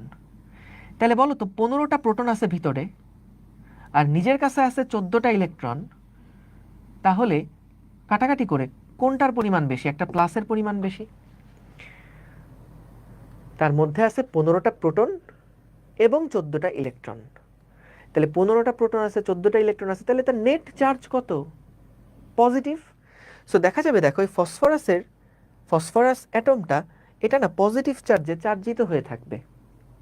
কারণ সে যখনই একটা ইলেকট্রনকে বলছে জিলে আপনি জিন্দেগি, যা চলে যা, তখন কিন্তু তার ভিতরে আগে ছিল 15টা ইলেকট্রন। সো একটা ইলেকট্রন যখন পরিবেশের মধ্যে ছড়াই দিছে, ক্রিস্টালের মধ্যে ছড়াই দিছে, তখন এর একটা ইলেকট্রন কমে গেছে। তাহলে টোটাল ওর যেই চার্জের পরিমাণ আগে যেটা নিরপেক্ষ ছিল, চার্জ নিরপেক্ষ ছিল, নিউট্রাল ছিল, এখন কিন্তু এটা আর নিউট্রাল থাকবে না। এখন দেখা যাবে যে এটা কিন্তু ধনাত্মক চার্জে চার্জিত হয়ে থাকবে। তাহলে আমরা যদি একটু অ্যানালাইসিস করি, দেখো মূলত এখানে আমাদের চার্জ ক্যারিয়ার কারা কারা আছে, কারা কারা আধান বাহক আছে। সো খেয়াল করো টেম্পারেচারের কারণে কিন্তু একদম শুরুতেই বিশুদ্ধ সিলিকনের মধ্যেই টেম্পারেচারের কারণে বিশুদ্ধ সিলিকনের মধ্যেই কিন্তু দেখো টেম্পারেচারের কারণে, তাপমাত্রার কারণে অলরেডি কিছু পরিমাণ ইলেকট্রন মুক্ত হয়ে থাকবে, অলরেডি কিছু পরিমাণ মুক্ত ইলেকট্রন থাকবে এবং কিছু পরিমাণ হোল থাকবে, তাই না? তাপমাত্রার কারণে সিলিকন যে বিশুদ্ধ সিলিকনটা, তাপমাত্রার কারণে যেই বিশুদ্ধ সিলিকনটা, সেই বিশুদ্ধ সিলিকনের মধ্যে কিন্তু অলরেডি কিছু পরিমাণ ইলেকট্রন এবং কিছু পরিমাণ হোল থাকবে, যেটা আমরা আগেও দেখছি যে যখন কোনো ভেজাল মেশানো হয় না বিশুদ্ধ সেমিকন্ডাক্টর, তখন সেখানে কিন্তু অলরেডি কিছু পরিমাণ ইলেকট্রন এবং হোল থাকবে। সো এখানেও রুম তাপমাত্রার কারণে কিছু পরিমাণ ইলেকট্রন এবং হোল তারা মুক্ত অবস্থায় থাকবে।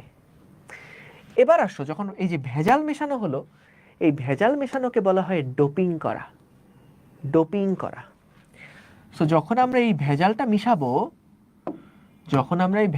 মিশাবো, এটাকে বলা হয় ডোপিং করা, এবং এই ভেজালের নামকে বলা হয় ডোপেন্ট। এটাকে বলা হয় ডোপেন্ট। সো ভেজাল মেশানোর ফলে এখন বলতো আমাদের একটা ইলেকট্রন বাড়ছে, ঠিক, এবং সেই সাথে বলতো আমাদের একটা পজিটিভ আয়ন বাড়ছে না? দেখো তো, যখন ফসফরাসটা এই ক্রিস্টালের মধ্যে ঢুকলো তখন কিন্তু সে একটা ইলেকট্রন দান করে দিল, এই যে একটা ইলেকট্রন দান করে দিল, এবং সে নিজে একটা পজিটিভ আয়ন হয়ে চুপ করে বসে থাকলো। এই পজিটিভ আয়নটা কি বলতো মুভ করতে পারবে? এই ফসফরাস যেই পজিটিভ আয়ন, আয়ন কি ক্রিস্টালের মধ্যে ইচ্ছা মতো মুভ করতে পারবে? না, আয়নটা কিন্তু এই জায়গাতে ফিক্সড হয়ে বসে থাকবে। এই ফসফরাস আয়নটা কিন্তু এই ক্রিস্টালের মধ্যে একদম ফিক্সড হয়ে বসে থাকবে। ইলেকট্রন মুভ করতে পারবে, হোল মুভ করতে পারবে, কিন্তু এটা তো আয়ন, বড় আয়ন, আয়ন তো বন্ধনে আবদ্ধ হয়ে আছে। তাহলে এই আয়ন কিন্তু আর নড়াচড়া করতে পারবে না, নড়াচড়া করতে পারবে না। তাহলে এইখানে বলো তো ভাইয়া, মুভ করার মতন কারা কারা আছে? মুভ করার মতন আছে এইটা, মুভ করার মতন আছে এইটা, মুভ করার মতন আছে এইটা, মুভ করার মতন আছে এইটা, কিন্তু এইটা কি মুভ করতে পারে? পারে না। তাহলে আমাকে বলো তো, তাহলে টোটাল নাম্বার অফ ইলেকট্রনের পরিমাণ কি এখন বেড়ে যাবে না? নাম্বার অফ ইলেকট্রনের পরিমাণ, এই যে দেখো টেম্পারেচারের কারণে মুক্ত হওয়া ইলেকট্রন আর ডোপিং এর কারণে পাওয়া ইলেকট্রন, দুইটা মিলে টোটাল নাম্বার অফ ইলেকট্রন কিন্তু নাম্বার অফ হোলের তুলনায় বেড়ে যাবে। কারণ হোল তো আছে শুধুমাত্র তাপমাত্রা বৃদ্ধির কারণে, তাপমাত্রার কারণে, কিন্তু ডোপিং এর কারণে যে পজিটিভ আয়নগুলো তৈরি হলো, এইগুলো তো ভাইয়া চার্জ ক্যারিয়ার না, এরা তো মুভ করতে পারে না, এরা তো এই জায়গায় ফিক্সড, এরা তো এই জায়গায় বসে আছে। সো তাহলে খেয়াল করো, যারা মুভ করতে পারে এরাই তো ক্যারিয়ার। তোমারে বলা হইলো যে তুমি ফুড ডেলিভারি করে আসো, তুমি বলে যে না আমি ঘরে বসে ফুড ডেলিভারি করবো, তাহলে হবে? সো এইগুলা তো আয়ন, এরা তো মুভ করে না, তাহলে এরা তো কোনো ক্যারিয়ার না, এরা তো কোনো বাহক না। বাহক কারা? বাহক হচ্ছে ইলেকট্রন, এই হোল, এই ইলেকট্রন। তাহলে টোটাল এই ক্রিস্টালের মধ্যে কিন্তু নাম্বার অফ ইলেকট্রনের পরিমাণ বেশি, নাম্বার অফ হোলের পরিমাণ কম। সো যেটা দেখা যাবে সেটা হচ্ছে, যেটা দেখা যাবে সেটা হচ্ছে যে আমাদের এই ইলেকট্রনটাকে আমরা বলবো এখানে মেজরিটি চার্জ ক্যারিয়ার বা গুরুবাহক, গুরুবাহক, বা এটাকে আমরা বলবো মেজরিটি চার্জ ক্যারিয়ার, আর এইটাকে আমরা বলবো লঘু বাহক, লঘু বাহক বা মাইনরিটি চার্জ ক্যারিয়ার। এটাকে আমরা বলবো লঘু বাহক বা মাইনরিটি চার্জ ক্যারিয়ার। ঠিক আছে, হোলটাকে বলবো। কেন বলবো? কারণ গুরুবাহক মানে কি, যেটার পরিমাণ বেশি। তাহলে যে ইলেকট্রনটার পরিমাণ যেহেতু এখানে বেশি, তাই এটাকে আমরা বলছি গুরুবাহক, এটা মেজরিটি পরিমাণে আছে, এটা মেজরিটি চার্জ ক্যারিয়ার। আর হোল যেটা, সেটা কিন্তু পরিমাণে কম আছে, এই জন্য এটাকে আমরা বলছি লঘু বাহক বা মাইনরিটি চার্জ ক্যারিয়ার। সো যেহেতু এখানে ইলেকট্রনের পরিমাণটা বেশি, এর জন্য এই টাইপ সেমিকন্ডাক্টরটাকে বলা হয় N type semiconductor, negative type semiconductor. কারণ এখানে নেগেটিভ যে ইলেকট্রন, সে ইলেকট্রনের পরিমাণটা বেশি, মানে ফ্রি ইলেকট্রনের পরিমাণটা হোলের তুলনায় বেশি বেশি। এই কারণে এটাকে বলা হচ্ছে এন টাইপ সেমিকন্ডাক্টর। তাহলে ভাই এন টাইপ বললেই চোখ বন্ধ করে মাথায় রাখবা, এন টাইপ মানে নেগেটিভ টাইপ। তাহলে এখানে মেজরিটি চার্জ ক্যারিয়ার কারা? নেগেটিভ টাইপ, তার মানে ইলেকট্রন হচ্ছে আমাদের মেজরিটি চার্জ ক্যারিয়ার। আর মাইনরিটি চার্জ ক্যারিয়ার কারা? হোল বা পজিটিভ আয়নগুলা।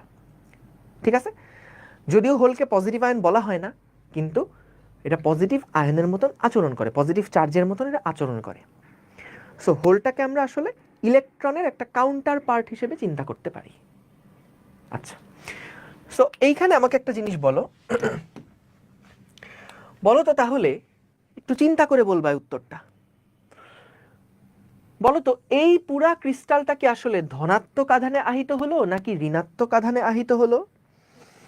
এই পুরা ক্রিস্টালটা কি আসলে ধনাত্মক আধানে আহিত হলো নাকি ঋণাত্মক আধানে আহিত হলো?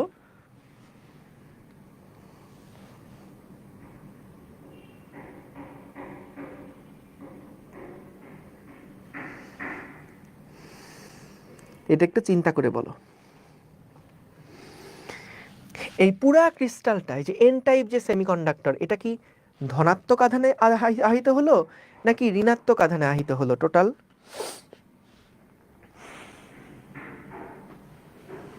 দেখো, এটা 3 রকম উত্তরে আমি অলরেডি পেয়ে গেছি। একদল বলতেছে যে ভাইয়া এটা পজিটিভ চার্জে চার্জিত হয়ে গেল। কেন? কারণ এই যে ভাইয়া এই যে ফসফরাস পজিটিভ চার্জ নিয়ে আসছে, আর কোনো চার্জ নাই, তাহলে এটা পজিটিভ চার্জে চার্জিত। ওরা বলতেছে যে ভাই এটা হচ্ছে পজিটিভ চার্জে চার্জিত, তাহলে এন টাইপ হলো পজিটিভ চার্জে চার্জিত। আরেকটা গ্রুপ বলতেছে না, এটা তো এন টাইপ, নেগেটিভ টাইপ, দেখেন ইলেকট্রনের পরিমাণ বেশি, তাহলে এটা ইলেকট্রনের পরিমাণ বেশি মানে নেগেটিভ চার্জ এখানে হবে। এন টাইপ হচ্ছে ঋণাত্মক চার্জে চার্জিত। আরেক দল বলতেছে এন টাইপ হচ্ছে পজিটিভ চার্জে চার্জিত। দুইজনেরই লজিক আছে। একজন বলছে ভাই পজিটিভ চার্জে চার্জিত কেন? কারণ এখানে দেখেন পজিটিভ চার্জ আছে, আর তো কোনো প্লাস মাইনাস দেখতেছি না, তাহলে এটাই পজিটিভ চার্জ চার্জিত পুরো ক্রিস্টালটা। আরেক দল বলতেছে কেন ভাই, এটা তো এন টাইপ, এখানে দেখেন নাম্বার অফ ইলেকট্রন বেশি, নাম্বার অফ হোল কম, তাহলে তো এটা ইলেকট্রন বেশি, এটা তো নেগেটিভ চার্জ। সো এখন একটা লজিক শোনো, বলো তো ভাইয়া, এই পুরা জিনিসটা কি আসলে নেট কোনো চার্জ আছে নাকি এটা আধান নিরপেক্ষ? এইটার কোনো চার্জ নাই, এটা নিউট্রাল। এটা একটা সিলিকন খণ্ড নিছিলাম, এটা নিউট্রাল, কোনো আধান বাহক না, কোনো আমাদের নেট চার্জ নাই। এর নেট আধান ছিল 0, ঠিক আছে, এর নেট আধান ছিল 0। অন্যদিকে যে ফসফরাস যেটা আছে সেটাও তো নিউট্রালই ঢুকাইছিলাম। ফসফরাস যেটা আছে এটাও তো নিউট্রাল, এটাও তো নিউট্রাল। সো দুইটা নিউট্রাল একসাথে যুক্ত হয়েছে, এটা কি তাহলে নিউট্রাল ছাড়া অন্য কিছু হবে? এটাও নিউট্রাল, এটাও নিউট্রাল, যুক্ত করার পরে এটাও কি হয়ে গেছে? নিউট্রাল হয়ে গেছে। তাহলে অবশ্যই এটাও কিন্তু আমাদের নিউট্রাল। আমি বুঝলাম দুইটা নিউট্রাল যোগ করে টোটাল নিউট্রাল হইল, কিন্তু তাও চার্জের ব্যালেন্স তো কেমন জানি মনে হচ্ছে কম বেশি আছে। না, কম বেশি নাই। তুমি দেখো, তাপমাত্রার কারণে যতগুলা ইলেকট্রন বের হয়েছিল ততগুলা হোল কিন্তু মুক্ত হয়েছে, তাহলে এটার নাম্বার যা এটার নাম্বারও তাই, কাটাকাটি 0, ব্যালেন্স হয়ে যাবে। বলতো ডোপিং এর কারণে যে ইলেকট্রনগুলা মুক্ত হয়ে গেল, এটার সংখ্যা ফসফরাস এসে নিয়ে যতগুলা ইলেকট্রনকে দিয়ে দিল তার আয়নের পরিমাণও কি ঠিক ততটা না? তাহলে ইলেকট্রনের পরিমাণ আর এই প্লাস আয়নের পরিমাণও কিন্তু পরস্পর সমান, পরস্পর সমান। তাহলে বলতো এরা দুইটা মিলে মাইনাস প্লাস কাটাকাটি করে 0, যতগুলা ইলেকট্রন ততগুলা হোল, কাটাকাটি করে 0, নিউট্রাল। বা ধরো ইলেকট্রনগুলো যদি হোলের মধ্যে বসে পড়ে, তাহলে নেট কত, টোটালটা কত? 0। আবার দেখো ডোপিং করার কারণে এই যে ফসফরাসকে যখন এখানে ঢুকাইছি, এই ডোপিং করার কারণে এখানে যেই ইলেকট্রনগুলা মুক্ত হইছে, যতগুলা ইলেকট্রন মুক্ত হইছে বলতো, এই একটা ইলেকট্রন দেওয়ার কারণেই তো এখানে প্লাস আয়ন হইছে। তাহলে যদি আমরা দেখি 10টা ইলেকট্রন মুক্ত হইছে ডোপিং এর কারণে, তাহলে অবশ্যই ওই ক্রিস্টালের মধ্যে 10টা পজিটিভ আয়নও আছে, কিন্তু এরা মুভ করতেছে না, এরা স্থির হয়ে বসে আছে, জায়গায় জায়গায় বসে আছে। সো তার মানে দেখো, আমাদের এটাও প্লাস মাইনাসে 0, এটাও প্লাস মাইনাসে 0। সো আমাদের এই পুরো ক্রিস্টালের মোট চার্জ কিন্তু 0, এটা আধান নিরপেক্ষ। সো এন টাইপ মানে এই চার্জ নেগেটিভ, এটা কিন্তু প্রশ্নে আসে, এমসিকিউতে আসে, এবং বেশিরভাগ পোলাপান করে কি, এন টাইপ দেখছে তাহলে নেগেটিভ চার্জ দিয়ে আসে। সাবধান, এটা করা যাবে না। সো এটা কিন্তু আধান নিরপেক্ষ, এটা হলো আধান নিরপেক্ষ। যতগুলা প্লাস আছে ততগুলা এই ফ্রি ইলেকট্রন আছে, এবং যতগুলা ফ্রি ইলেকট্রন আছে সিলিকনের জন্য ততগুলাই হোল আছে। সো নেট চার্জ কিন্তু এখানে 0। আয়নের পরিমাণ মানে কোত্থেকে আসছো তুমি হঠাৎ করে তানুশ্রী? একটু আগের থেকে দেখো, এই যে আয়ন কেন হইলো, এখানে আয়ন কেন হয়েছে? এই ফসফরাস 5টা ইলেকট্রন নিয়ে আসছিল, ফসফরাস 5টা ইলেকট্রন যখন নিয়ে আসছে, 4টা ইলেকট্রনকে ব্যবহার করছে, একটা দিয়ে দিছে। একটা ইলেকট্রন যদি ওর থেকে বের হয়ে যায়, পুরো ক্রিস্টালের মধ্যে এটা ঘোরাফেরা করে, তাহলে সে নিজে প্লাস আয়ন হয়ে গেল। এই যে এই আয়নটার কথা বলতেছি, ফসফরাস আয়নের কথা বলছি। শুরু থেকে দেখো, শুরু থেকে দেখো, মাঝখান থেকে এসে দেখি কিছু বুঝবা না। এখন দেখো এইখানে তো আমরা মূলত দেখো এই ছবিটার মধ্যে কিন্তু, এই ছবিটার মধ্যে কিন্তু আমরা, এই ছবিটার মধ্যে কিন্তু আমরা একটা মাত্র ফসফরাসকে দেখতে পাচ্ছি, বাকি সবগুলা হচ্ছে সিলিকন। তো এই ছবিটা হলো খুবই জুম ইন করে তোলা, খুবই জুম ইন করে তোলা। কিন্তু যদি আমরা একটা বড় খণ্ডর দিকে তাকাতে চাই, জুম আউট করে যদি খণ্ডর দিকে তাকাতে চাই, তাহলে ক্রিস্টালের মধ্যে তো আসলে এরকম একটা ফসফরাস দিব না, আমরা অসংখ্য ফসফরাস দিব। তাহলে পুরা ক্রিস্টালটার মধ্যে, পুরা সিলিকন সাগরের মধ্যে কিছু কিছু দেখা যাবে আমাদের ফসফরাসগুলা দেখা যাবে। সো এইখানে হচ্ছে আমাদের একটা সিলিকনের সাগর, সিলিকনের সাগর। সেইখানে দেখো কয়েকটা জায়গায় এরকম ফসফরাস রাখা আছে, কয়েকটা জায়গায় এরকম ফসফরাস ডোপিং করা আছে। এবং এই ছবিটা বোঝাটা গুরুত্বপূর্ণ, আমরা সামনে ডায়োড পড়বো, ট্রানজিস্টর পড়বো। সো ওই জিনিসটার জন্য কিন্তু এই ছবিটা বোঝা লাগবে, একটু বুঝে দেখো ছবিটা কি বলছে। সো আমাদের এইখানে খেয়াল করো, এই যে ফসফরাসগুলা আছে, এই ফসফরাসগুলা তারা নিজেরা একটা করে ইলেকট্রন দান করে। এই ফসফরাস একটা করে ইলেকট্রন তারা ক্রিস্টালের মধ্যে দান করে, এবং ইলেকট্রন দান করার পরে নিজেরা হয়ে যায় পজিটিভ চার্জে চার্জিত। তাহলে দেখো প্রত্যেকটা ফসফরাসের সাথে কাহিনী সেম। এই ফসফরাস একটা এক্সট্রা ইলেকট্রন নিছে, মুক্তভাবে দিয়ে দিছে, এবং দেওয়ার পরে নিজে পজিটিভ চার্জে চার্জিত হয়ে গেছে। এই ফসফরাস সাথে করে একটা ইলেকট্রন নিয়ে আসছিল, ক্রিস্টালের মধ্যে দিয়ে দিছে, এবং নিজে পজিটিভ চার্জে চার্জিত হয়ে গেছে। এটাও সেম, এটাও সেম, প্রত্যেকটা দেখো সেম কাজ করছে, প্রত্যেকটা সেম কাজ করছে। পুরাটা তো একটা সিলিকনের সাগর, সিলিকনগুলো আর দেখাইনি আমরা, এখানে কোটি কোটি কোটি কোটি সিলিকন আছে, সেই জায়গাতে আমরা হচ্ছে কয়েকটা ফসফরাস ডোপেন্টকে দেখাচ্ছি। ভাইয়া লালগুলা বুঝলাম তারা কারা, লালগুলা হচ্ছে ফসফরাসের দানকৃত ইলেকট্রন। লিখে রেখো, এক ফোঁটা দিলেম শিশির, সিলিকনকে বলতেছে ফসফরাস। উচ্চ করি শির, লিখে রেখো, এক ফোঁটা দিলেম শিশির। সো এই ফসফরাসগুলো একটা করে ইলেকট্রন দিচ্ছে ক্রিস্টালের মধ্যে, নিজেরা পজিটিভ চার্জে চার্জিত হয়ে যাচ্ছে। গেল। এখানে ভাই অনেকগুলো তো সবুজ ইলেকট্রন এবং সবুজ হোল আছে, এগুলা কারা? এরা হচ্ছে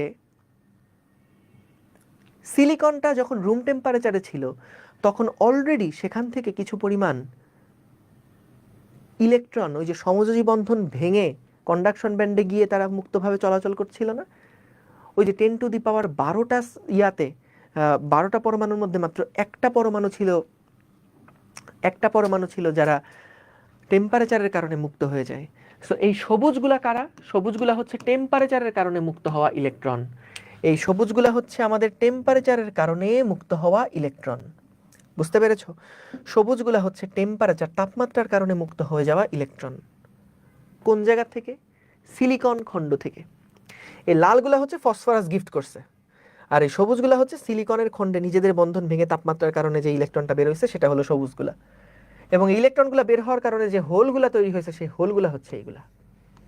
সো ছবির প্রত্যেকটা উপাদান সম্পর্কে তোমরা ক্লিয়ার। এবার দেখো তো, ছবির প্রত্যেকটা উপাদান সম্পর্কে তোমরা ক্লিয়ার, ঠিক আছে? সো তাহলে দেখো, লালগুলা হচ্ছে ফসফরাসের দানকৃত ইলেকট্রন, এবং এই সবুজগুলা হচ্ছে সিলিকনের কারণে থাকা যে ইলেকট্রনটা সেটা। ভালো কথা। সো আমরা যখন একটা এন টাইপ সেমিকন্ডাক্টরকে দেখাবো তখন আমরা এইরকম ছবিটা ব্যবহার করব। এই ছবিটা ব্যবহার করলে আমরা বুঝবো যে এই সিলিকন খণ্ডটার মধ্যে অনেকগুলা ফসফরাস ডোপেন্ট আছে, অনেকগুলা ফসফরাস ডোপেন্ট আছে, ঠিক আছে? ভাইয়া ইলেকট্রন দান করে পজিটিভ চার্জ হয়েছে, এরা আবার নিজেরা নিউট্রাল কিভাবে? কারণ ভাইয়া পুরা জিনিসটা ক্রিস্টালের মধ্যেই আছে, বাইরে যায় নাই তো। দেখো ওই ক্রিস্টালটাতে একটা খণ্ড, এই খণ্ডের মধ্যেই সব কাজ ঘটছে। সো আমাদেরকে জিজ্ঞেস করছে খণ্ডটার চার্জ কি, টোটাল চার্জ কত। সো কোনো চার্জ তো বাইরে বের হয়ে যায় নাই, কোনো চার্জ তো ভিতরে ঢুকে নাই, সব চার্জ তো ওই খণ্ডের মধ্যেই আছে। বুঝতে পারছো? বাইরে থেকে যদি একটা ইলেকট্রন এসে বসে পড়তো তাইলে না নেট চার্জ নেগেটিভ হতো, বা ভিতর থেকে যদি কোনো ইলেকট্রন বাইরে ছুটে যেত তাহলে তো নেট চার্জ পজিটিভ হতো। কিন্তু আমাদের তো এখানে কোনো চার্জ বাইরেও যায় নাই, ভিতরে প্রবেশ করে নাই। সো নেট চার্জ, পুরা খণ্ডটার যে নেট চার্জ সেটা 0 আছে। ঠিক আছে, বুঝলাম। এইবার আসো, আমরা দেখি যদি আমরা এবার একটা ত্রিযোজী পদার্থ দেই তাহলে কি হবে। যদি আমরা এবার একটা ত্রিযোজী পদার্থ প্রবেশ করাই তাহলে কি হবে। দেখো আগেরটা বুঝে গেলে এটা একদম ইজি। পি টাইপ সেমিকন্ডাক্টর, দেখো সিলিকনে বিশুদ্ধ খণ্ড ছিল, সেখানে আমরা একটা বোরনকে প্রবেশ করালাম।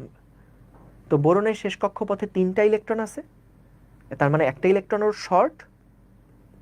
সো যখন এই বোরনটা যখন এখানে এসে বসবে, এই বোরনটা যখন এই জায়গায় এসে বসবে, তখন দেখা যাবে এই বোরনটা যখন এখানে এসে বসবে তার কিন্তু ভাই একটা জায়গা ফাঁকা, একটা হাত ফাঁকা। তাহলে এই বোরনটা আসলে কিন্তু মূলত দেখো সে নিজে একটা হোল সাথে করে নিয়ে আসতেছে, সে একটা গর্ত সাথে করে নিয়ে আসতেছে, ইলেকট্রনের একটা ঘাটতি সে সাথে করে নিয়ে আসছে। তাহলে কি হবে, দেখা যাবে যে এই পাশের থেকে একটা ইলেকট্রন এসে বা এখান থেকে একটা ইলেকট্রন এসে এখান থেকে একটা ইলেকট্রন এসে এখানে বসে পড়বে। সো বলো তো, যখন এখান থেকে ইলেকট্রন এসে বসে পড়লো, এর নিজে একটা হোল নিয়ে আসছিল সাথে করে, তো এইখানে একটা ফাঁকা জায়গা আছে, এই ফাঁকা জায়গা পূরণ করার জন্য পাশ থেকে একটা ইলেকট্রন এসে করবে কি, ঠাস করে এখানে বসে পড়বে। এটা খুব র্যান্ডম একটা ইভেন্ট, দেখা যাবে যে কোনো জায়গা থেকেই একটা ইলেকট্রন এসে এখানে বসে পড়বে। সো বসে পড়লে কি হবে, দেখো এই বোরনটার কিন্তু এখন শেষ কক্ষপথে কয়টা ইলেকট্রন আছে, 4টা ইলেকট্রন। এর কিন্তু দেখো শেষ কক্ষপথে 3টা ইলেকট্রন থাকার কথা, কিন্তু আছে 4টা। তাহলে এই বোরনটা কিন্তু একটা নেগেটিভ চার্জে চার্জিত হয়ে থাকবে, নেগেটিভ চার্জে চার্জিত হয়ে থাকবে। বুঝতে পেরেছ? ঠিক আছে। সো আমাদের দেখা যাবে যে এই বোরনের শেষ কক্ষপথে ছিল 1টা 2টা 3টা ইলেকট্রন। সে যখন এখানে একটা ফাঁকা জায়গা নিয়ে আসছে, ও তো মেহমান, তো মেহমান ধরো বাসায় আসছে, বাসায় যদি খাবার কম থাকে তাহলে আমরা কি করি, নিজেরা না খেয়ে মেহমানকে খাবার দেই। তো এদের কাহিনী হয়েছে সেই একই রকম। বোরন তো সিলিকনের বাড়িতে আসছে মেহমান হিসেবে। সো মেহমান হিসেবে আসছে, ওর পেট ফাঁকা, ক্ষুধার্ত, তো পাশ থেকে সিলিকন কি করবে, ওর একটু খাবার দিবে, নিজে ক্ষুধার্ত থেকে ওকে খাবার দিবে। তাহলে ইলেকট্রন যদি এখানে যায়, তাহলে দেখো ও তো আগে নিউট্রাল ছিল 3টা ইলেকট্রন নিয়ে, যখন এই ফাঁকা জায়গা থেকে একটা ইলেকট্রন পাঠাই দিবে তখন কিন্তু সে নিজে নেগেটিভ চার্জে চার্জিত হয়ে যাবে। এবং খেয়াল করো ভাইয়া, দুইটার মধ্যে কত সুন্দর মিল আছে। ফসফরাস যখন আসছিল তখন সে ইলেকট্রন দিছিল এবং নিজে প্লাস হয়ে গেছিল, ইলেকট্রন দিছিল নিজে প্লাস হয়ে গেছিল। আর এই বোরন এসে কি করলো, ইলেকট্রন গ্রহণ করলো আর নিজে মাইনাস হয়ে গেল। ইলেকট্রন গ্রহণ করছে আর নিজে মাইনাস হয়ে গেছে, নিজে মাইনাস হয়ে গেছে। পুরা জিনিসটা জাস্ট উল্টা। এন টাইপের ক্ষেত্রে ফসফরাস এসে ইলেকট্রন দিছিল, নিজে প্লাস হয়ে গেছিল, আর বোরন এসে সে হোল নিয়ে আসছে, সে পুরা ক্রিস্টালের মধ্যে একটা হোল গিফট করছে, ইলেকট্রনের ঘাটতি সে গিফট করছে, হোল গিফট করছে এবং নিজে নেগেটিভ চার্জে চার্জিত হয়ে গেছে। সো দেখা যাবে এখানে আমাদের বলতো টেম্পারেচারের কারণে, ঠিক আগের মতন ভাইয়া, টেম্পারেচারের কারণে নাম্বার অফ ইলেকট্রন এবং নাম্বার অফ হোল কিন্তু ওই যে সিলিকন থেকে যারা বের হয়েছে তাদের পরিমাণ সেম থাকবে। সিলিকন থেকে যারা বের হবে, সিলিকন থেকে যারা বের হবে তাদের পরিমাণ কিন্তু সেম থাকবে। সিলিকন মানে এই খণ্ড থেকে যারা বের হচ্ছে তাপমাত্রার কারণে যতগুলো ইলেকট্রন বের হবে ততগুলো হোল বের হবে, এদের পরিমাণ কিন্তু সেম।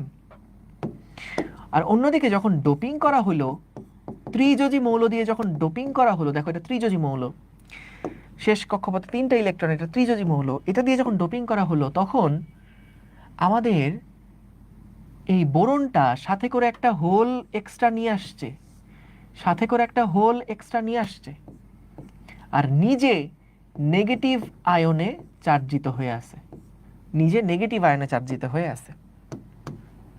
বুঝতে পারছো? আগেরটার সাথে একটু মিলাও। দেখো ফসফরাস আসছিল, ইলেকট্রন দিছিল, নিজে প্লাস আয়ন হয়ে গেছিল, আর বোরন এসে হোল গিফট করছে আর নিজে মাইনাস আয়নে চার্জিত হয়ে আছে। তাহলে আমাকে বলো তো, আয়ন তো ভাইয়া মুভ করতে পারবে না, তাই না? আয়ন তো তার নিজের জায়গাতে ফিক্সড, আয়ন তো আর নড়াচড়া করতে পারবে না। তাহলে নড়াচড়া করতে পারে কারা, মুভ করতে পারে কারা? হোল মুভ করতে পারবে। এই যে এখানে যে বোরনটা হোল গিফট করলো, এই হোল কিন্তু লাফায় বেড়াবে এখন, হোল কিন্তু পুরাটা ক্রিস্টালের মধ্যে লাফায় লাফায় বেড়াবে। তাহলে হোল ক্যারিয়ার হিসেবে কাজ করতে পারবে, এই হোল ক্যারিয়ার হিসেবে কাজ করতে পারবে। কিন্তু এই ইলেকট্রন চার্জ ক্যারিয়ার হিসেবে কাজ, এই ইলেকট্রনও চার্জ ক্যারিয়ার হিসেবে কাজ করতে পারবে, কিন্তু এই নেগেটিভ আয়ন এটা কিন্তু এক জায়গাতে আবদ্ধ, এইটা কিন্তু মুভ করতে পারবে না। তাহলে এখানে দেখা যাবে নাম্বার অফ হোল কিন্তু বড় নাম্বার অফ ইলেকট্রনের থেকে, কারণ ইলেকট্রনের পরিমাণ কম কিন্তু আয়ন আছে। আয়ন থেকে লাভ নাই, কারণ আয়ন মুভ করতে পারবে না, আয়ন ফিক্সড স্থির। ক্যারিয়ার না হলে চার্জ কারেন্ট নিয়ে যাবে কেডা? কারেন্ট তো কারণে নিয়ে যেতে হবে, চার্জগুলো নিয়ে যাবে। তাহলে এই মাইনাস আয়ন যে, সে তো স্থির, এ তো মুভ করতে পারবে না। তাহলে খেয়াল করো, এই যে হোল যেটা আছে সেটার পরিমাণ কিন্তু বেশি এখন, যারা মুভ করতে পারে এবং হোল, আর ইলেকট্রনের পরিমাণ কিন্তু কম, তাদের পরিমাণ কম। সো পি টাইপের ক্ষেত্রে এইটাকে আমরা বলি মেজরিটি চার্জ ক্যারিয়ার বা গুরুবাহক, এইটাকে আমরা বলি মেজরিটি চার্জ ক্যারিয়ার বা গুরুবাহক, আর এইটাকে আমরা বলি মাইনরিটি চার্জ ক্যারিয়ার, এইটাকে আমরা বলি মাইনরিটি চার্জ ক্যারিয়ার বা লঘু বাহক, এটাকে আমরা বলি মাইনরিটি চার্জ ক্যারিয়ার বা লঘু বাহক। সো আগেও যে কারণে এটা নিউট্রাল ছিল, এখনো ঠিক সেম কারণে এটা কিন্তু নিউট্রাল থাকবে। সো আমাদের একটা নিউট্রাল সিলিকন একটা নিউট্রাল বোরনের সাথে যুক্ত হয়ে একটা নিউট্রাল ক্রিস্টাল গঠন করবে। সো এইটাও কিন্তু নিউট্রাল, এইটাও কিন্তু নিউট্রাল। যোগ বিয়োগ করে দেখো, number of electron number of hole সমান, তাহলে কাটাকাটি করে 0।